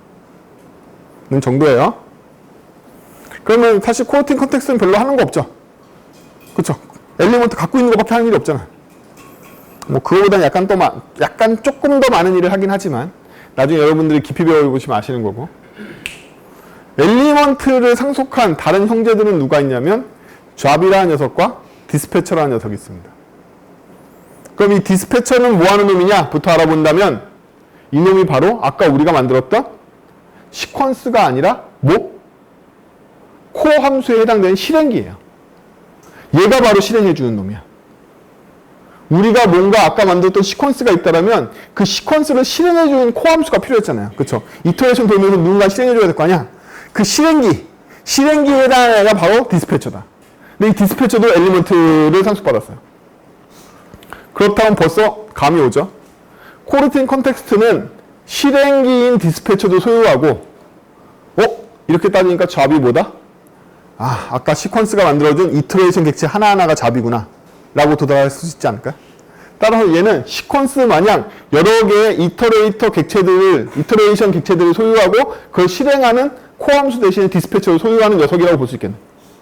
대부분의 컨텍스트의 구성은 하나의 디스패처와 다수의 잡으로 이루어져 있겠죠? 응? 아니야. 여기까지 도달하셔야 돼요, 빨리. 이게 제일 조그만 생태계예요. 그래서 우리가 여지껏 배웠던 서스펜드 코르틴 섹션을 만들어주는 시스템과 코어라는 이터레이션 실행기가 있었는데 그거를 객체로 역할 모델로 추상화한 게 바로 코르틴 컨텍스트가 걔네들을 다 소유하는 컨테이너가 되고 이 안에다가 실행기인 디스패처도 집어넣고 각각 이터레이션을 나타내게 되는 잡도 집어넣고 이렇게 되는 거예요. 그래서 이 잡은 하나의 이터레이션을 추상화했기 때문에 그쵸? 대략 얼추 비슷한 기능을 갖고 있는 메소드를 제공된다. 이게 살아있는 잡이냐 죽여버린 잡이냐 라는 것도 있고요. It's completed. 이거 완료된 잡이야? 아니야. 이런 것도 있고 하나의 이터레이션인데 그 이터레이션을 추상화했기 때문에 추가적인 서비스를 제공하고 있죠. join은 뭐냐면 이 이터레이션이 끝날 때까지 대기해 라는 뜻이에요. 스타트는 이 이터레이션을 시작해 라는 뜻인 거고 캔슬은 이 이터레이션 취소해 라는 뜻이야. 그럼 아까 우리는 스위치로 나눈 구문이 무조건 실행되는데 이 안에 메소드 호출에 따라서 실행할지 말지 시작할지 말지 대기할지 끝난 걸 대기하고 다음번 이터레이션에 넘어갈지 뭐 이런 식으로 추상화를 해놨다는 얘기잖아. 그쵸? 컨티뉴에이션 리즘을 부르는 타이밍을 추상화해놨단 말이야. 내가 이 일이 끝난 다음에 컨티뉴에이션 리즘을 부르는 건 당연한데 그 리즘 부르는 행위를 언제 할지를 추상화시켜놔서 저런 우리한테 추상화되어 있는 기능으로 제공해준단 말이죠. 이게 잡이야. 하나의 이터레이션에 해당되는 녀석인 거죠. 근데 이렇게 했더니 뭐가 문제다? 싱크 로직만 커버한단 말이야. 아까 우리가 처음에 만들었던 시퀀스는 싱크 로직이었는데 두 번째 만들었던 프라미스는 바깥에 있는 코 실행기가 댄을 통해서 리즘을 시켰기 때문에 비동기적으로 작동하는 찬스를 갖게 됐죠. 그러면 얘도 모든 비동기를 프라미스라고 쓸까?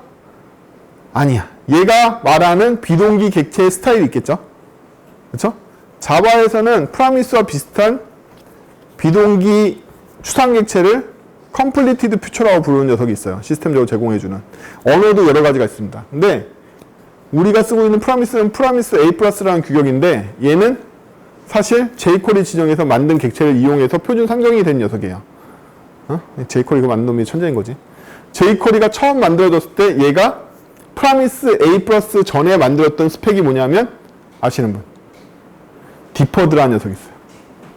그래서 코틀린에서는 이 용어를 차용했는지 뭐했는지 모르겠는데 잡을 상속해서 2개 넘어갔지. 빽해봐. 그러네. 2개 한꺼번에 돼 있네. 디퍼드라는 애를 만들었어요. 이 디퍼드는 댄과 마찬가지로 어웨이트라는 시점에 모든 비동기가 해소됐을 때 리즘을 호출해주는 아까 프라미스 댄에 우리가 리즘을 호출했던 것과 똑같은 일을 해주는 좌부로부터 상속받은 비동기를 처리하기 위한 디퍼드라는 객체를 만들었단 말이야. 프라미스처럼. 응? 아까 우리의 이치에 따르면 일들을 상수값으로 할 때는 바로바로 동기적으로 내보내면 되지만 프라미스 같은 애가 개입하면 아까 코에서 프라미스 댄을 처리한 다음에나 우리가 코를 다시 호출할 수 있었잖아요. 그렇죠? 마찬가지로 얘한테도 힌트를 줘야 돼. 이 이터레이션이 동기적인 명령인지 아니면 비동기의 완료 시점에 리즘 호출해야 되는지를 알아야 돼. 내부적으로 얘가 추상화하고 있는 객체가 바로 디퍼드다. 프로미스 대신에. 그래서 동기 명령은 동기적인 이터레이션 다 잡에다 때려박고 비동기적인 이터레이션 다 디퍼드에 때려박아야 되는데 그러면 디퍼드에 때려박은 건 어웨이트 시점에 리즘이 일어나고 잡은 바로 스타트가 일어나서 조인 될 때까지 바로 실행되는 거죠. 조인은 대기의 의미인 거지 딱히 실행의 의미는 아니에요. 실행은 바로 스타트할 때 실행되기 시작하니까. 그래서 이 잡과 디퍼드를 어떻게 만드느냐 직접 만드셔도 돼요. 여러분들이 스펙을 빠삭하게 공부 안 하면 이거 직접 생성할 수 있어요. 코틀린 코르트는 잡과 디퍼드를 만드는 인터페이스를 외부에 노출하고 있기 때문에 만들 수 있습니다. 만들 수 있는데 그렇게 보통 안 하고 코르틴 빌더라는 걸 이용해서 만들어요. 코르틴 빌더의 정체는 함수예요. 함수인데 이 런치라는 함수를 이용하면 잡을 만들 수가 있고요. 어싱크라는 함수를 이용하면 디퍼드를 만들 수가 있어요. 여러분들이 자주 보시게 되는 이 함수가 바로 어싱크와 런치라는 함수. 이 두 개를 이용해서 잡과 디퍼드를 만들어서 코르틴 컨텍스트에 빡빡 밟아주고 실행하면 얘가 디스패처를 통해서 자기가 쌓아놓은 잡과 디퍼드를 코처럼 돌아가면서 이터레이션을 실행해 주는 거야. 라는 역할 모델을 나눠주는 객체 모델을 갖고 있는 거죠. 그러면 뭐 좋다 이거야. 잡도 만들고 디퍼드를 만들었어. 그러면 잡과 디퍼드를 만든 이 생태계를 아까처럼 쫙 하고 스위치문으로 나눠주는 컴파일 과정이 있어야 되잖아요. 그쵸? 이 섹션에는 잡도 있고 디퍼드도 있으니까 이거를 내가 실행기는 디스패치에 처리할 거지만 내가 만든 이 동기 코드를 잡이나 디퍼드의 이 시점을 바탕으로 이 스위치문으로 다 스테이트문으로 나눠가지고 컨티뉴에이션 객체까지 다 연결해 줘야 돼 라는 지시를 해줘야 된단 말이야. 컴파일러한테. 그러면 아까 우리는 직접 지시를 했죠. 메소드에서 일드 메소드에서 직접 서스펜드 코르틴이라는 명령을 직접 실행했잖아요. 그렇죠? 근데 여기에서는 우리가 맨날 서스펜드 코르틴을 쓰게 하면 너무 힘들잖아. 이 섹션을 만들려고 서스펜드 코르틴 하면 너무 힘드니까 이 동네 전체를 한꺼번에 서스펜드 코르틴 하라는 키워드를 지정할 수가 있다. 그게 바로 서스펜드인 거예요. 그래서 여러분들이 어떤 함수 앞에 서스펜드를 붙이면 이 함수 전체는 무엇을 기준으로? 잡 또는 디퍼드의 어웨이트를 기준으로 자동으로 컨티뉴에이션 섹션을 만들어줘. 컴파일러가. 불행한 소식을 전해드리자면 여러분들이 지금 구하실 수 있는 코르틴 한국어 책, 역서가 됐든 저서가 됐든 전체 책을 다 합치셔도 코르틴을 다루는 장이 100장이 안 돼요. 책마다 한 장, 두 장 다루거나 많이 다뤄봐야 쓸데없는 얘기 다 치우고 코르틴 순수한 얘기 따지면 10장도 안 나와. 지금 제가 떠드는 얘기에 도달하시기는 굉장히 힘들어요. 책을 통해서. 그러면 공식 문서는 읽기 편하냐? 죽어. 특히 이런 구조 설명이 되어 있는 문서가 전무예요. 거의. 왜 하냐고 다 돌아가는 거죠. 어쨌든 그래서 이 코르틴이 시스템이 어떻게 돌아가는지 헷갈리니까 사람들마다 코르틴을 얘기할 때 다 엉망진창으로 설명한단 말이에요. 어? 자, 우리는 CPS 스타일 위에 시퀀스 시스템이 어떻게 움직이는지, 서스펜드 코르틴 함수가 컴파일러에 어떤 영향을 끼치는지, 그 시스템을 추상화해서 어떠한 구조를 만들어서 언어가 그 위에 구축되어 있는지를 배웠죠. 써봐야지 알지. 지금까지의 지식을 바탕으로 아까 시퀀스가 만들어내던 일드 함수가 서스펜드 코르틴을 쓰는 걸 직접 써보자는 거야. 직접 우리가 일드 함수 흉내내서. 그럼 제가 태스크라는 함수를 만들었습니다. 태스크라는 함수를 보면 어떤 블럭이 t를 받아들이도록 해놨어요. 그쵸? 어떤 블럭이 t를 받아들이도록 해놨습니다. 그리고 이 태스크의 결과값을 t로 규정지었어요. 근데 제가 여기서 서스펜드 코르틴이라는 시스템 함수를 바로 쓰고 있죠. 그렇죠? 이 함수는 제가 정의한 게 아니라 컴파일러에게 명령을 내리는 함수라고 그랬어요. 얘가 등장하는 순간 컨티뉴에이션 스위치 섹션을 나눠줘. 이렇게. 응? 그러면 얘는 인자를 뭘 받는다? 컨티뉴에이션을 받는다고 했죠. 컴파일러가 만들어준 컨티뉴에이션을 받을 수가 있단 말이야. 그럼 이 섹션을 더 이상 진행할지 말지는 어떻게 결정한다? 컨티뉴에이션 리줌을 결정하잖아요. 리줌일 때 뭘 리턴해준다? 값을 리턴해준단 말이에요. 그럼 자, 블럭은 어떤 함수냐면 요 함수를 인자로 받는 함수죠. 오케이? 블록이라는 건 t를 호출할 수 있는 함수를 인자로 받는 함수란 말이에요. 그럼 제가 블록을 호출할 때 인자로 함수를 넘겨주는 건 당연하겠죠. 여기까지는 되게 쉽단 말이야. 그럼 이 함수의 정체는 뭐냐면 t를 넘길 수 있는 함수란 말이죠. t를 넘길 수 있는 함수야. 그래서 이 continuation resume에다가 it을 넣어주면 이때 들어와 있는 이 블록이 요 함수한테 it을 넘겨줄 거란 말이죠. 지가 원하는 값을. 우리는 그 값을 받아서 바로 continuation resume한테 줘버릴 거야. 이해 못하면 여러 번 보세요. 아시죠? 여러분들이 람다나 고차 함수하고 친할 거라고 생각 안 하니까 여러 번 보세요. 고차 함수는 금방 어려워져요. 1차만 더 들어가도. 그쵸? 이거 단지 그냥 그 함수를 받는 함수일 뿐인데 되게 어렵잖아요. 저 컨티뉴에이션의 리즘을 외부에 노출하기 싫기 때문에 제가 저렇게 만든 거란 말이에요. 자, 실제로 써볼까요?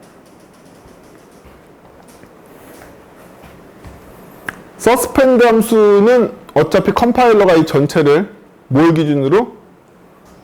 서스펜드 코루틴이나 아까 서스펜드 코루틴을 추상하고 있는 잡 또는 어싱크로 만들어지게 되는 뭐였냐? 디퍼드. 얘네들을 기준으로 스위치를 나눠준다고 했죠? 근데 우리는 서스펜드 코루틴을 직접 썼으니까 여기서도 구분이 돼서 나눠지겠죠? 그럼 얘는 일반적으로 출력되는 첫 번째 스위치 섹션이 될 때고 얘는 두 번째 스위치 섹션이 되고 얘는 세 번째 스위치 섹션이 될 거 아니에요? 얘가 나눠주는 바람에. 그럼 얘는 아까 함수를 받는 녀석인데 이 함수는 it에다가 b를, 얘가 받은 it은 이 함수잖아요. 그쵸? 이 함수. 그럼 여기다가 b를 넘겨주면 얘가 b가 되게 되는 거죠. 그럼 우리는 continuous resume에다가 b를 넘겨줬으니까 이 태스크의 결과값이 b를 수렴하게 된단 말이에요. 응? 왜냐하면 suspend coroutine 함수의 결과값은 continuous resume에 들어오는 값으로 대체되기 때문에. 어렵다고? build inference라는 애노테이션이 있어요. build inference이라는 애노테이션을 걸어놓으면 특정 함수의 특정 부분의 형이 자신의 결과값 형으로 바뀔 수 있게끔 컴파일러가 도와주는 그런 어쨌든 자 이렇게 돌리면 A 나오고 B 나오고 C가 나오게 되는데 실제로 컴파일러를 돌려보면 이렇게 나와요. 그러면 얘가 임의로 만들어진 코르틴 메인에 있는 do resume이라는 함수를 얘가 자동으로 만들어내는데 자동으로 만들어낸 거 보면 얘가 do 하면서 본인의 state 제로 그쵸? 본인이 continuation이란 말이야. continuation state 제로가 0일 때 print A 때리고 그쵸? 그 다음번에 리절트형에다 태스크를 넣어준 거죠. 그쵸? 그러면 이 태스크가 리준 객체 continuation 객체를 받아갔죠. 그러면 이 태스크가 얘 아까 서스펜드 커리튼을 이용해서 컨티뉴에이션 객체를 이때 받는 거랑 마찬가지야. 이게 그걸 나타내고 있는 거야. 우리가 만든 태스크가 어떻게 해서 컨티뉴에이션 객체를 받았냐고. 시스템이 만들어준 컨티뉴에이션 객체가 일로 전달돼서 온 거란 말이죠. 그쵸? 나머지는 상태 처리고 익셉션을 처리고 마지막에 일로 들어와서 C가 들어오게 되는 거죠. 섹션을 3개를 분리해 놓은 거죠. 그럼 이 중간 섹션 1번은 왜 있냐고? 여기서 정상 리턴할 수도 있지만 아까 예외 리턴할 수도 있잖아요.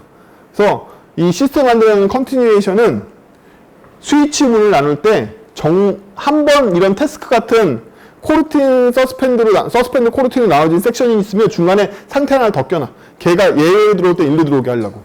정상으로 땐 그 다음 번으로 가게 하고.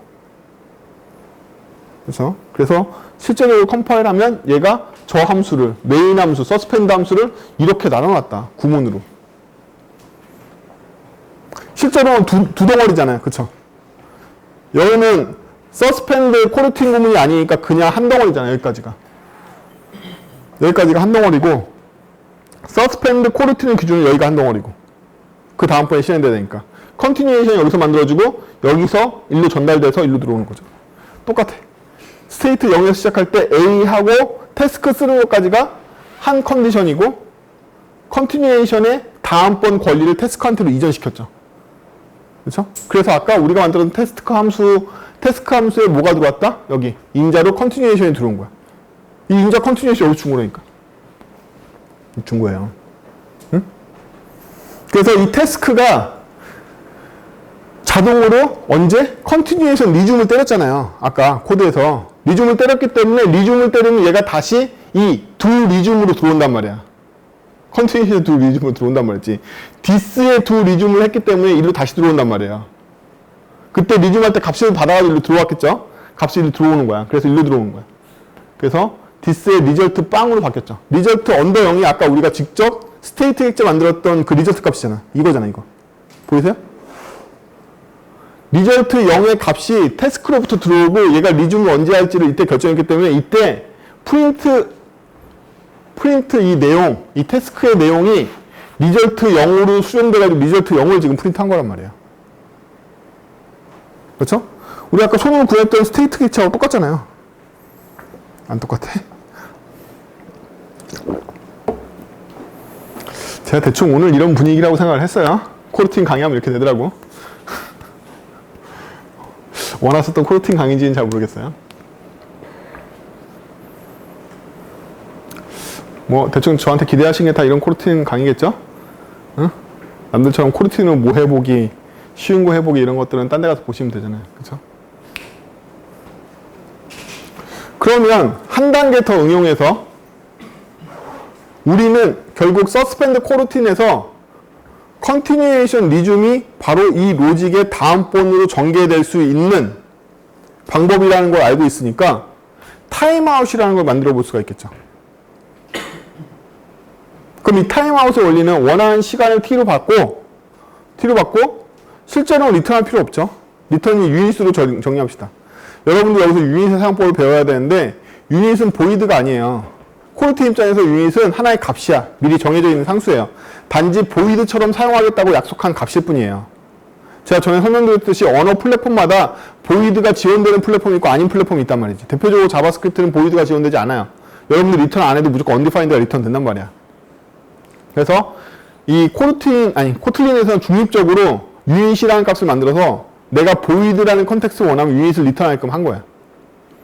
그래서 얘는 유닛을 리턴할 건데 얘가 태스크 함수를 다시 사용하고 있죠. 그럼 얘는 태스크 함수를 이용해서 뭐에 진입한 거다? 서스펜드 코르틴에 진입한 거죠. 서스펜드 코르틴에서 얘가 하는 일을 보면 윈도우의 타임아웃에 t만큼 돈 다음에 실행되는 람다 안에서 받아온 이 함수, 더 정확하게 이 함수, 응? 이 함수에다가 유닛을 줬죠. 왜냐하면 유닛을 리턴할 거거든. 그래서 인자로 유닛을 주는 경우가 이렇게 생깁니다. 이 코틀린에서는 우리가 타입을 맞추기 위해서는 얘가 아무것도 안 주면 안 된단 말이에요. 유닛을 줘야 돼. 그래야지 유닛을 리턴하지. 응?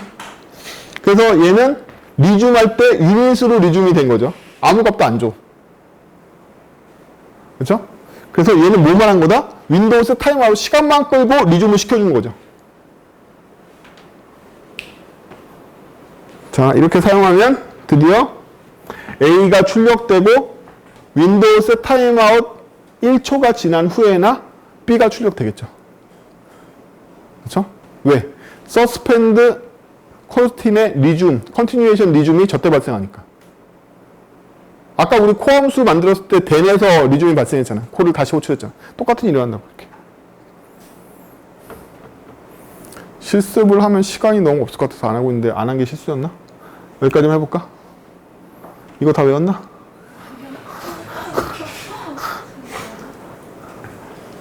아, 그냥 못하잖아. 디펜더시도 안 정해했지 아직. 네. 나중에 할게요. 여러분들 이거 쓰시려면 코르틴 X라는 디펜더시를 정의하셔야 되거든요. 코틀린 X에 코르틴이라는 패키지가 따로 있어서 디펜더시 따로 정의해야 되는데 여기 지금 없으니까 제가 나중에 교환의 마지막에다가 디펜더시 정의하는 법 써놔가지고 추가해 놓을게요. 그래요. 그래서 저 타임아웃은 결과값을 기대하진 않지만 윈도우스 타임아웃을 끌어주는 효과가 생기는 거죠. 이제 여러분들 제가 처음에 표현했던 대로 뭐 할 수 있다? 비동기 non-blocking 함수를 동기 블러킹처럼 쓸 수 있게 됐네요. A 다음에 B가 동기형이라면 바로 나와야 되는데 중간에 완전히 비동기이면서 어싱크 스타일을 사용하고 콜백 스타일을 사용하고 있는 이 녀석이 중간에 껴들었는데도 불구하고 우리는 어떻게? 동기 블로킹 스타일로 쓸 수 있게 됐다. 저렇게 표현한 것만으로 A 다음에 비동기적으로 1초가 지나고 그 다음번에 B가 호출됐죠. 그렇죠? 저 1초는 동기적으로 블로킹하고 있지 않는 거죠. UI 잘 움직입니다. 저 사이에. 타임아웃을 건 거라서. 그렇죠? 그게 바로 큰 차이점인 거죠. 블로킹하고 있지 않아. 블로킹하고 있지 않지만 이 안에는 싱크 로직처럼 순서대로 실행돼. 사실 여기까지 오는데 모던 랭귀지 중에 이걸 지원하는 언어가 뭐뭐 있느냐? 안 하는 언어를 찾기가 빠른 정도로 거의 다 지원해요. 자바 같은 거 빼놓고는 다 해. 자바는 이렇게 안 하지만 다른 언어는 대부분 합니다. C샵이 됐든 파이썬이 됐든 고가 됐든 뭐가 됐든 코르틴 대부분 지원하거든요. 코르틴이라는 결국 언어의 특정 문법을 사용하면 컴파일러가 스위치 컨티뉴에이션을 바꿔주는 행위를 얘기하는 거죠.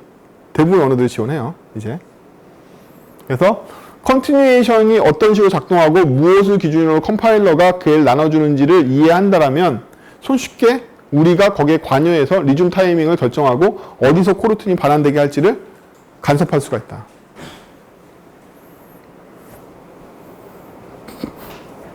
분위기가 드디어 제가 예상했던 분위기에 거의 수렴하고 있어요.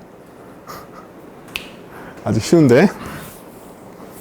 자, 서스펜드 코르틴만 있는 게 아니라 우리 아까 제일 처음에 배웠던 CPS 스타일의 장점에 대해 설명했죠. 뭐? 예외 처리를 CPS 내에 일반적인 메소드로 처리할 수 있다 라고 얘기했을 거예요. 그러면 우리가 서스펜드 코르틴을 썼을 때는 리줌밖에 없지만 서스펜드 캔슬러블 코르틴을 썼을 때는 리줌 위즈가 있습니다. 그렇죠? 그렇기 때문에 우리는 태스크에서는 서스펜드 코르틴을 썼기 때문에 예외 처리를 할 수 없는 기본 서스펜딩 시스템이란 말이에요. 컨티뉴에이션에 옵션이 리줌밖에 없어. 하지만 우리가 서스펜드 캔슬러블 코르틴을 사용하면 대표적으로 아까 만들었던 프라미스를 여기에 적용시켜 봅시다. 그러면 수신 함수를 통해서 제가 프라미스의 await라는 함수를 하나 만들어 줄 건데 예를 보면 서스펜드 캔슬러블 코르틴을 사용하고 있죠. 아까랑 똑같아. 로직은 얘랑 거의 비슷하죠. 인자로 들어오는 게 단지 쟤는 그냥 컨티뉴에이션이 들어왔는데 지금은 캔슬러블 컨티뉴에이션이 들어왔죠. 얘로 하면 얘가 들어오고 얘로 하면 얘가 들어온단 말이야. 이게 차이점인 거야. 두 컨티뉴에이션의 차이점은 얘를 쓸 수 있다는 거죠. 응?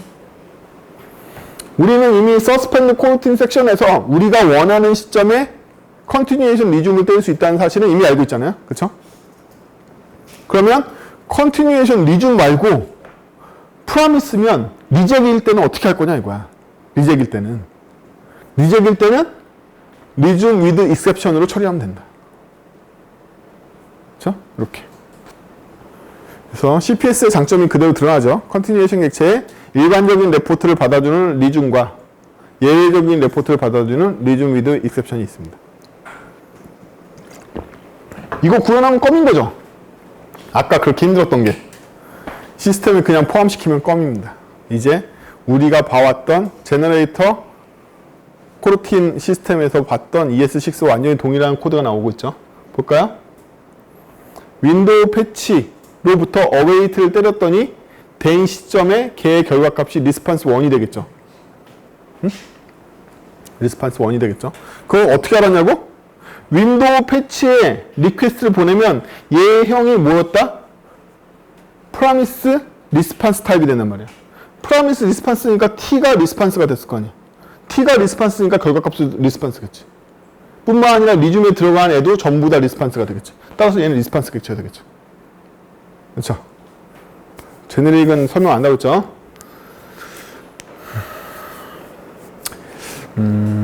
제네릭은 어려워요. 여러분들 제네릭 한번 시간 내서 크게 공부하세요. 제네릭은 1단계에선 쉽지만 다중 제네릭으로 들어가면 이제 어려워지는 거죠. 얘가 왜 리스판스 객체가 되는지를 한참 생각해 보셔야 되겠죠. 자, 리스판스 객체도 프라미스 객체였죠. 아니, 리스판스 객체는 프라미스가 아니라 리스판스.텍스트라면 얘가 프라미스 객체죠.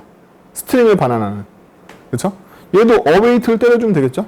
그럼 여기에 스트링이 들어왔을 테고 이 스트링을 가지고 다시 response 2를 윈도우 패치 response 2를 만들어주면 되는 거죠. await로. 그리고 마지막으로 해당 객체로부터 텍스트의 await를 때리면 텍스트 2가 수렴돼서 우리는 마지막으로 뿌릴 수 있게 되는 거죠.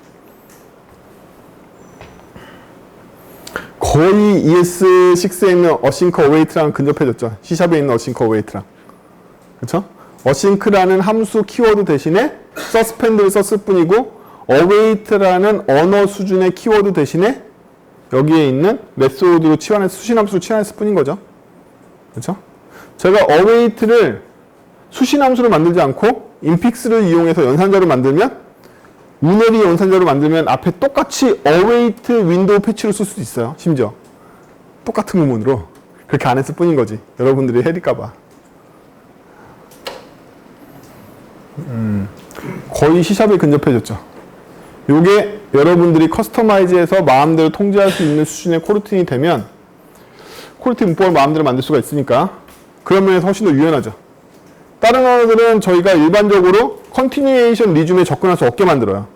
그래서 특수한 키워드만 제공해주고 그 키워드 방식대로밖에 못 쓰게 하고 await 뒤에 올 수 있는 객체의 타입도 확정이야. 대표적으로 ES6에서는 async await에 await 다음에 올 수 있는 객체가 뭘로 확정이다? 프라미스로 확정이야. 여러분들은 await 뒤에 프라미스 외에는 아무것도 못 써요. 무조건 그렇게 돼 있어. 왜? await란 키워드를 언어가 확정 짓고 있기 때문이야. 그렇죠? 근데 얘는 그렇게 하지 않고 훨씬 더 유연하게 suspend coroutine만 부르면 나는 그걸 전부 다 뭘로? coroutine iteration 섹션으로 바꿔줄게. 네가 마음대로 해. 대신에 내가 리중 객체 줄 테니까 네가 리중 객체 아무 때나 호출하면 돼. 그럼 내가 iteration 전개를 내가 해주면 되니까. 이렇게 만들었단 말이에요.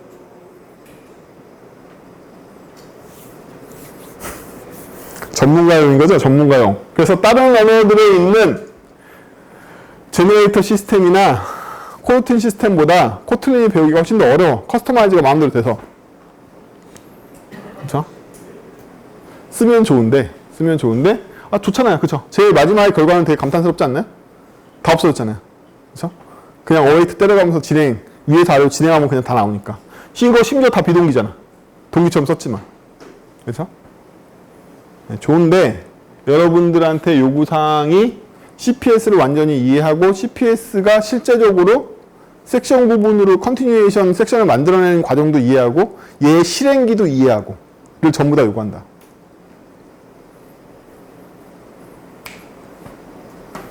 자, 아까 배웠던 코르틴 빌더라고 불리는 런치와 어싱크에 대해서 공부를 해볼게요. 오늘 안 치길 잘했죠. 쳤으면 진짜 시간 많이 오버됐겠다. 설명만 해도 되게 오르는데. 자, 런치는 뭘 만든다? 잡을 만든다고 했죠. 어싱크는 뭘 만든다? 디퍼를 만든다고 했어요. 그러면 실제 서스펜드 안에서 런치나 어싱크로 만들어져 있는 잡이 이 컨티뉴에이션 섹션을 나눠주는 건 아니고요. 잡 같은 경우에는 내부에서 여러분들이 스타팅 모드를 결정할 수가 있어요. 이 런치라는 함수는 글로벌 스코프 안에 들어있는데 이 런치라는 함수를 보시면 첫 번째 인자로 컨텍스트를 받아들이고요. 두 번째 인자로는 스타트 모드를 받아들여요. 세 번째 인자로는 블럭을 받습니다. 첫 번째 인자는 뭐냐면 컨텍스트니까 지금 만들어지는 게 뭐다? 잡이라고 했죠. 이 잡을 어느 컨텍스트에 넣을 거냐 이거야. 코르틴 컨텍스트가 뭐라고 했죠? 엘리먼트의 컨테이너라고 했죠. 지금 만들게 되는 잡을 어느 컨테이너에다 넣을 건지를 제가 결정해 줘야 된단 말이에요. 그래서 첫 번째 인자로 컨텍스트를 받는 거예요. 코르틴 컨텍스트는 엘리먼트의 컨테이너, 잡도 엘리먼트, 런치는 엘리먼트인 잡을 만드는 빌더 함수. 따라서 얘가 빌딩하고 나서 만들어진 잡을 어디다 때려박을지 알기 위해서 첫 번째 인자인 컨텍스트를 받는 거야. 그렇죠? 코르틴 컨텍스트 여러분들이 실력이 좋으면 직접 만들 수도 있고요. 시스템 미리 제공해 주는 것도 있습니다. 코르틴 컨텍스트 좀 이따 얘기하는 걸로 하고 일단은 기본값은 비어있는 코르틴 컨텍스트라는 걸 주고 있는데 이게 비어있다고 해서 뭐냐면 얘는 싱글통 객체예요. 시스템이 제공해 주는 객체다. 이 비어있는 컨텍스트 객체에는 디스패처도 없을 것 같고 안에 아무런 엘리먼트도 없을 것 같지만 사실은 개뻥이고요. 얘가 empty인 거를 시스템이 인지해서 이게 empty 모드라면 나는 기본 디스패처를 넣어야지 나는 기본 잡을 넣어야지 막 이런 짓을 해요. 얘가 그러기 위한 일종의 상수 같은 녀석인 거지 비어있다고 진짜 비어있는 게 아니에요. 비어있는 게 의미가 아니라 비어있는 걸 주면 얘가 거기에 맞는 적절한 행동을 내부에서 합니다. 그래서 이 기본값이기 때문에 여러분들은 첫 번째 인자를 생략할 수 있어요. 두 번째 인자는 스타트 모드인데 코르틴 스타트 모드가 디폴트인 경우에는 런치로 만들어진 잡이 즉시 스타트를 때려요. 여러분 눈에 안 보이지만 이게 스타트가 때린 거야 이미. 그래서 잡을 만들자마자 바로 스타트를 때리는 게 디폴트 모드예요. 그럼 레이지 모드는 뭘까요? 만들어 놓은 잡을 스타트하지 않고 여러분들이 수동으로 스타트해야지 움직이는 걸 레이지 모드라고 불러요. 두 가지 모드가 있다. 그럼 얘가 이 안에서 하는 거 보면 저희가 만들어 타임아웃 1초를 때리고 A를 때리는 거죠. 얘는 잡은 리턴 값이 없어요. 리턴 값이 없기 때문에 안에 있는 블록을 무조건 실행해.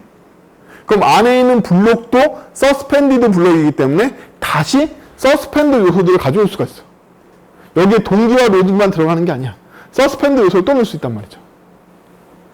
왜? 서스펜드 안에 서스펜드가 있으면 스위치문 안에 어떤 케이스에 들어가는 스위치문이 또다시 생긴단 말이에요. 왜? 아까 말한 것처럼 하나의 서스펜드 섹션은 계속해서 두 리즘에서 봤던 것처럼 스위치문이 바뀔 거 아니야. 이 큰 스위치문이 있는데 이 안에서 다시 서스펜드가 나왔어. 그럼 또 얘를 타고 가서 여기 또 이렇게 스위치문이 생길 거 아니야.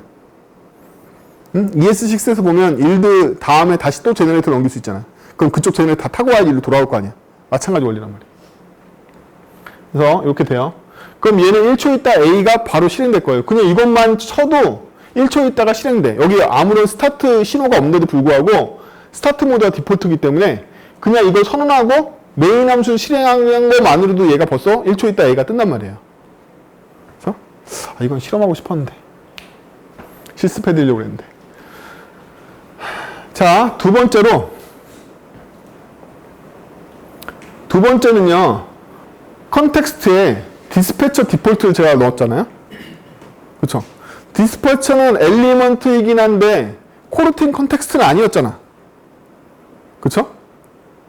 근데 그건 그렇다 치고 런치라는 함수에 컨텍스트에 얘를 넘겨주면요. 얘를 담고 있는 빈 컨텍스트를 만들어내요. 자동으로. 그래서 우리는 컨텍스트 자리에 디스패처만 넘겨도 돼. 굳이 우리가 빈 컨텍스트 만들어서 이 디스패처를 집어넣은 다음에 이 컨텍스트를 줘야 되는 게 아니라 그냥 디스패처를 주면 이 디스패처를 담고 있는 컨텍스트를 자동으로 만들 거기 때문에 디스패처만 줘도 된다는 거예요. 빌드 함수가 똑똑한 거죠. 그래서 이 디스패처에 따라서 어떤 실행기가 우리의 이터레이션을 처리할지가 결정이 돼요. 그럼 여러분들이 수동으로 디스패처를 만들 수도 있겠죠? 그렇죠? 근데 시스템이 제공해주는 디스패처가 3종이 있습니다. 보통은 그것 중에 골라서 쓰는 게 일반적인데 플랫폼마다 디스패처의 종류는 여러 가지가 있어요. 여러 가지가 있는데 어차피 실행기니까 여러분들 실행기에 대해서 아무 생각 안 하시겠지만 이렇게 생각해 볼까요? 실행기가 A 스레드에서 실행되는 녀석이 있고 이 실행기는 B 스레드에서 실행되는 애가 있더라면 어떤 디스패처를 고르냐에 따라서 어떤 스레드에서 실행될지가 결정되겠죠. 그렇죠? 그래서 스레드 환경에서는 디스패처가 보통 실행할 때 어떤 스레드를 쓰냐가 되게 중요해지기 때문에 이 스레드를 고르는 행위나 아니면 원래 코르틴 풀이라는 게 있어요. 코르틴 풀에서 얘를 작동시킬 거냐 뭐 이런 여러 가지 모드 때문에 굉장히 중요해지고요. 자바스크립트는 싱글 스레드 모드잖아요. 그럼 얘는 어떠한 일이 일어나냐면 얘가 노드 환경일 때는 노드에 있는 프로세스 틱을 써야 되겠죠. 윈도우 환경일 때는 타임아웃이나 리퀘스트 애니메이션 프레임워크나 아니면 또 뭐 있을까? 윈도우 메시지 큐라는 게 있습니다. 그걸 쓸 수도 있고 여러 가지 비동기적으로 처리할 수 있는 다양한 시스템들을 이용해서 얘네들이 실행기를 분리시킨다. 왜? 이 실행기는 비동기적으로 실행될 수 있어야 되기 때문인 거죠. 동기적으로 묶이지 않고. 그래서 디폴트를 주면 플랫폼에 적합한 실행기를 찾아서 애가 그 디스패처를 결정해줘요. 그래서 아까 우리가 만들었던 코는 함수일 뿐이지만 이 디스패처 같은 경우에 실행 환경까지 고른다. 함수 로직만 있는 게 아니라 어디에서 이 이터레이션들을 처리해가지까지 고른단 말이에요. 그래서 JVM 환경이나 안드로이드 환경에서는 디스패처와 스레드를 결정하기 때문에 굉장히 중요해요. 왜? UI는 메인 스레드에서 처리해야 되고 그 외적으로는 다 백그라운드 스레드에서 처리해야 되기 때문에 이걸 고르는 굉장히 신중해야 돼. 자, 여기 디폴트로 했어요. 얘도. 그럼 여기 B가 출력됐죠. 제가 이렇게 실행시키면 어떤 일이 일어날까요? A, B가 어떻게 실행이 될까요? 얘도 곧장 스타트했고 얘도 곧장 스타트했죠. 그렇죠? 그렇기 때문에 1초가 지나면 동시에 A, B가 나타나게 됩니다. 둘 다 생성과 동시에 스타트 했잖아요. 그쵸? 아, 요만큼 차이 난다고? 아, 이게 뭐 동기와 병렬이 얼마나 차이나. 어차피 비동기적으로 1초가 똑같기 때문에 1초 후에 같이 빵 하고 나타나게 됩니다. 물론 B, A 순서로 나타나는 일은 없어요. 순서대로 만들어졌기 때문에. 하지만 1초 후에 A, B가 나타날 거예요. 아, 그것도 잘 모르겠다. 셋 타임아웃이 얼마나 신용도가 있는지 잘 모르겠지만 어쨌든 1초에 나타난다. 그죠? 근데 제가 저기를 레이지로 바꾸게 되면요. 레이지로 바꾸고 실행하게 되면 어떤 일이 일어날까요? 레이지니까 만들자마자 실행 안 했겠죠. 따라서 A만 출력됩니다. 1초 후에 A만 출력되고 B는 아예 출력이 되지 않아요. 잡을 만들었으나 그 잡을 발동하지 않았기 때문이죠. 그게 레이지의 의미니까. 스타트를 하면 생성과 즉시 레이지지만 제가 스타트를 걸었기 때문에 아까와 똑같이 1초 후에 A, B가 나오게 될 거예요. 그렇죠? 제가 만약에 첫 번째 녀석에 조인을 걸었더라면 잡이 조인되는 걸 기다린 이후에나 그 다음 잡이 들어갈 수 있기 때문에 1초 후에 A가 표시되고 그 일이 끝난 다음에 드디어 이 잡이 스타팅할 수 있게 되겠죠. 그렇죠? 따라서 1초 후에 A가 나오고 1초 후에 B가 나오게 됩니다. 이러한 추상적인 컨텍스트를 통해서 우리가 스위칭하는 타이밍을 조정할 수 있게끔 더 추상화된 기능을 제공하기 위해서 잡이 있는 거죠. 우리가 날로 구현했던 컨티뉴에이션이나 서스펜드 퀄리티는 직접 구현한 것보다는 굉장히 추상적인 의미에서 통제할 수 있게 됐잖아요. 순서나 작동 방법이나 병렬로 실행할 건지 아니면 시리얼로 실행할 건지를 굉장히 다양한 추상화된 기법으로 이걸 통제할 수 있게 됐잖아요. 그렇죠? 어쩔 때는 얘가 병렬로 실행됐으면 좋겠어. 그럼 앞에 A를 사용하면 되는 거고 이게 순서대로 실행됐으면 좋겠어. 그럼 이렇게 실행할 수도 있겠죠. 레이지 아니라 디폴트를 할지라도 조인이 된 다음에 디폴트니까 조인이 먼저 일어난 다음에 얘가 할 수 있겠죠. 조인은 대기라는 거예요. 왜 대기를 조인이라고 쓰냐고요?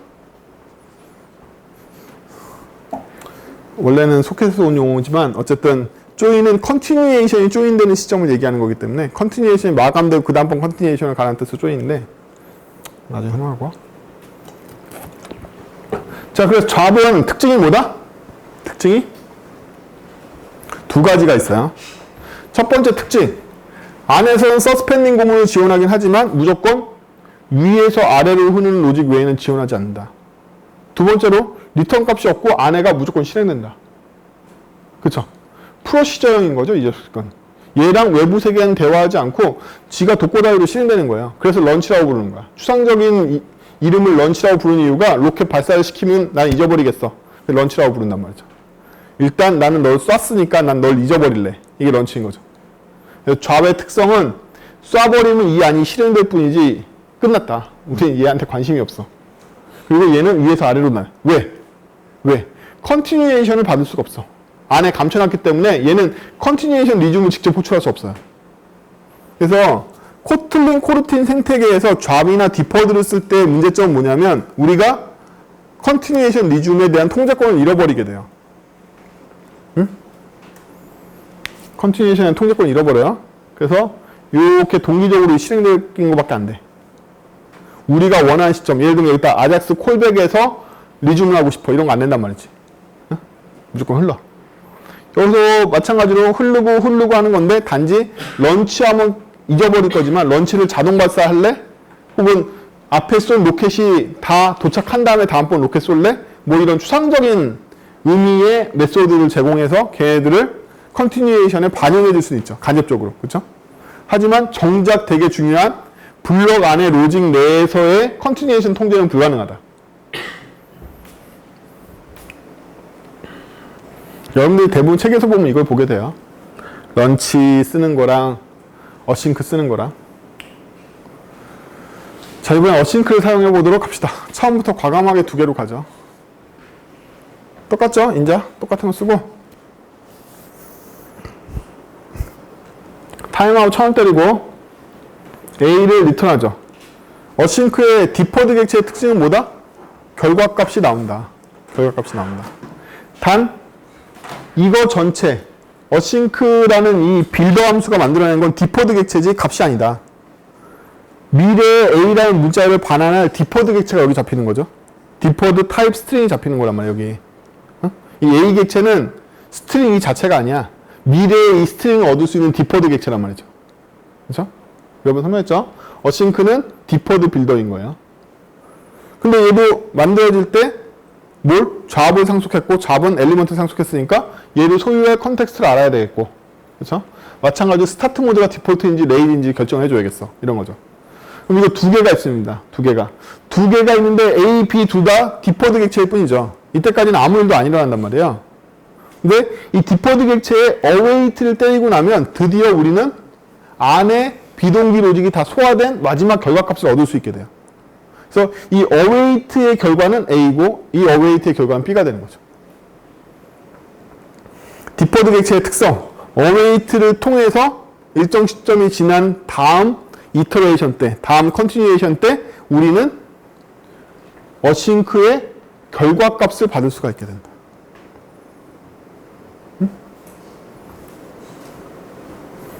그러면 말이야, 이게요, A.await, B.await를 때렸는데 실제 출력은 어떻게 될까요? 1초 후에 A, B가 동시에 나온단 말이에요. 1초 후에 A, B가 동시에 나온다. 왜일까요? 디폴트 모드니까 디폴트 객체를 생성하자마자 스타트가 된 거야. 얘도 디폴트 객체가 생성되자마자 이미 스타트가 됐어. 이미 타임아웃 100이 둘 다 똑같이 시작이 돼버린 거죠. 단지 await 시점에 그 값을 얻었는데 await는 언제 보고된다? 1초 지난 후에 보고되고 얘도 1초 지난 후에 보고되니까 1초 후에 A, B가 동시에 딱 하고 나온단 말이에요. 그렇죠? 하지만 아까 런치와는 다른 점이 외부 세계와 대화할 수 있어. 블록 내부에 있는 값이 외부에 누출시킬 수 있어. await를 통해서. 그렇죠? 외부의 출력 수단을 갖고 있죠. 이거 분명히 내부의 값인데, 내부 지지구복구에서 만든 값인데 이걸 외부에 출력할 수 있는 통로가 생겨. 그렇죠? 그래서 디퍼드의 장점은 디퍼드 내부에 있는 값을 외부에 출력할 수 있다. 아까 제가 프라미스를 await라는 메소드로 만든 이유를 아시겠죠? 그래서 디퍼드는 await를 통해서 블럭 내부의 값이 해소됐을 때 그 값을 외부에 노출할 수 있다. 얘가 레이지면 어떻게 될까요? 얘는 만들자마자 시작했죠. 시간이 지나기 시작합니다. 얘는 레이지니까 스타트를 안 했네요. 그러면 얘는 언제 스타트 하냐면 당연히 얘가 잡을 상속받았으니까 제가 스타트를 시키면 스타트 할 거예요. 근데 지금 스타트 안 하고 있잖아. 레이지니까. 그럼 얘는 언제 어쩔 수 없이 스타트 할까요? 이때 하겠죠. 이때. A.await는 이미 스타트해서 1초 후에 A가 출력됐을 거예요. 그때까지도 B는 아직 스타트 안 했단 말이에요. 레이지니까. 근데 제가 await를 때렸어. 어쩔 수 없이 시작해야 되는 거죠. await는 시작하지 않으면 강제로 시작하는 기능이 있단 말이에요. 제가 await로 값을 받으려면 어쩔 수 없이 시작해야 되잖아. 이때부터 시작이 일어난단 말이에요. 따라서 1초 후에 A가 출력되고 그 다음 1초 후에 B가 출력된단 말이죠. 레이지로 하면. 하지만 B 스타트를 레이지만 바로 시켰다라면 동시에 1초 후에 A, B가 나오게 되는 거죠. 그렇죠?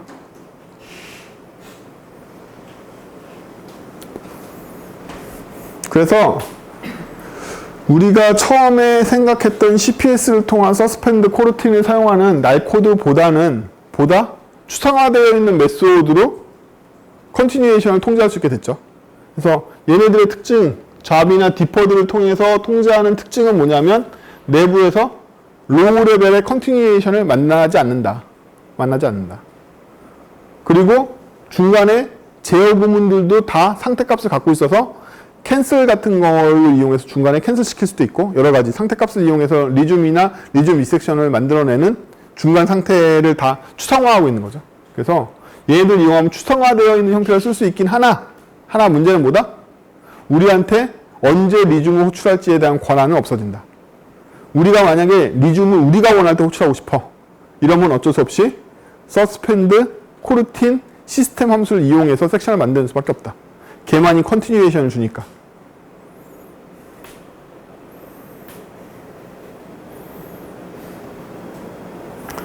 야씨, 9시 반까지 끝나려고 했는데 엄청 오래 걸렸네. 자, 여기까지 오늘 코르틴 수업을 하고 끝낼 건데 도움이 되시는지 모르겠네요. 이 분위기가 도움이 되는지 안 되는지 모르겠다. 제가 이래서 코르틴 수업을 안 하려고 그랬거든요.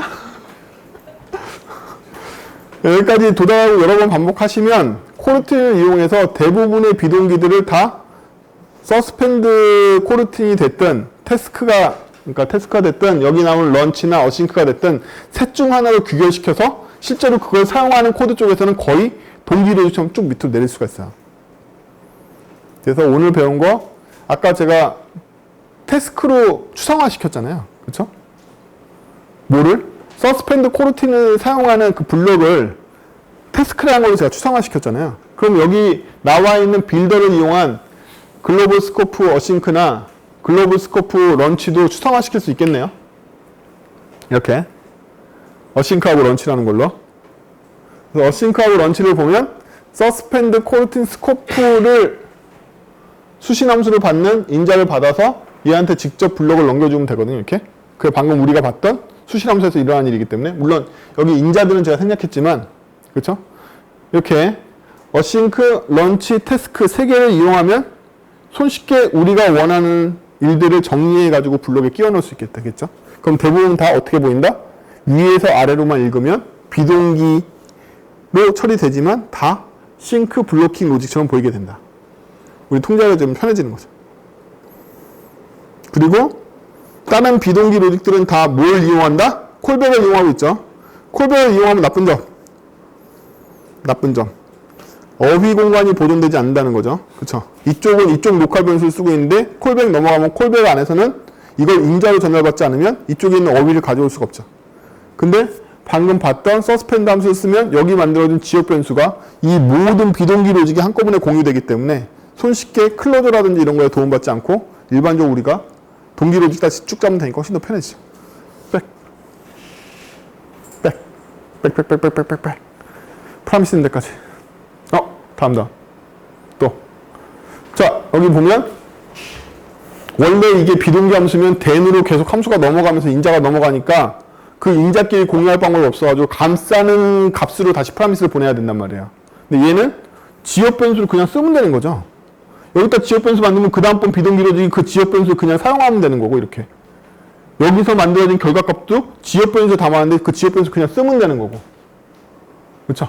다중 비동기 상황에서 컨텍스트 전환, 즉 함수의 컨텍스트 전환이 일어나지 않고 다 로컬 컨텍스트 안에 들어오기 때문에 프로그래머 입장에서는 그냥 지역 변수 컨텍스트 다 처리할 수가 있죠. 이게 안 됐으면 여러분들은 다 스코프를 이용한 클로저를 만들어 넘겨주고 뭐하고 하면서 변수를 공유하든지 뭐 생각을 쳐야겠죠. 예. 이런 점에서 여러 가지 유리한 점이 있습니다. 프로그램이 훨씬 더 짧아지고 간단해지죠. 그리고 뿐만 아니라 우리가 이걸 병렬로 돌릴지 아니면 직렬로 돌릴지도 다 결정할 수 있기 때문에 그런 면에서 나쁘지 않죠. 이게 기본적으로 코틀린이 지원하는 비동기를 처리하는 일반적인 표준으로 제시된 방법이에요. 그래서 마지막 시간인데 코르틴 배우시느라 고생 많이 하셨습니다. 이건 정말 많이 복습을 해보셔야지 좀 받아들여지실 거예요. 오늘 등장인물들도 워낙 많이 나왔고 코드 쓰는 법도 워낙 많이 접했기 때문에 많이 복습하시고 제가 자신하건대 코르틴에 대해서 여기까지 상세하게 다루는 무언가를 찾기가 굉장히 어려우실 거예요. 한글로 된 거면 더욱더 없을 거고 제 것도 교환은 한글이 아니지만 어쨌든 영상하고 합체해서 여러분 복습하세요. 이게 제 생각에는 여러분들이 코틀린 가지고 취업하는 데는 굉장히 큰 무기가 됩니다. 어느 회사든 지금 코르틴을 잘하는 사람 원하지 않는 데는 없을 거예요. 근데 실제로 코르틴을 잘하는 사람은 제가 거의 본 적이 없어요. 코르틴을 정확하게 이해하고 있는 사람을 실제로 만나본 적도 거의 없거든요. 이 모양이라서 그래요. 네. 수고하셨습니다. 정리하죠.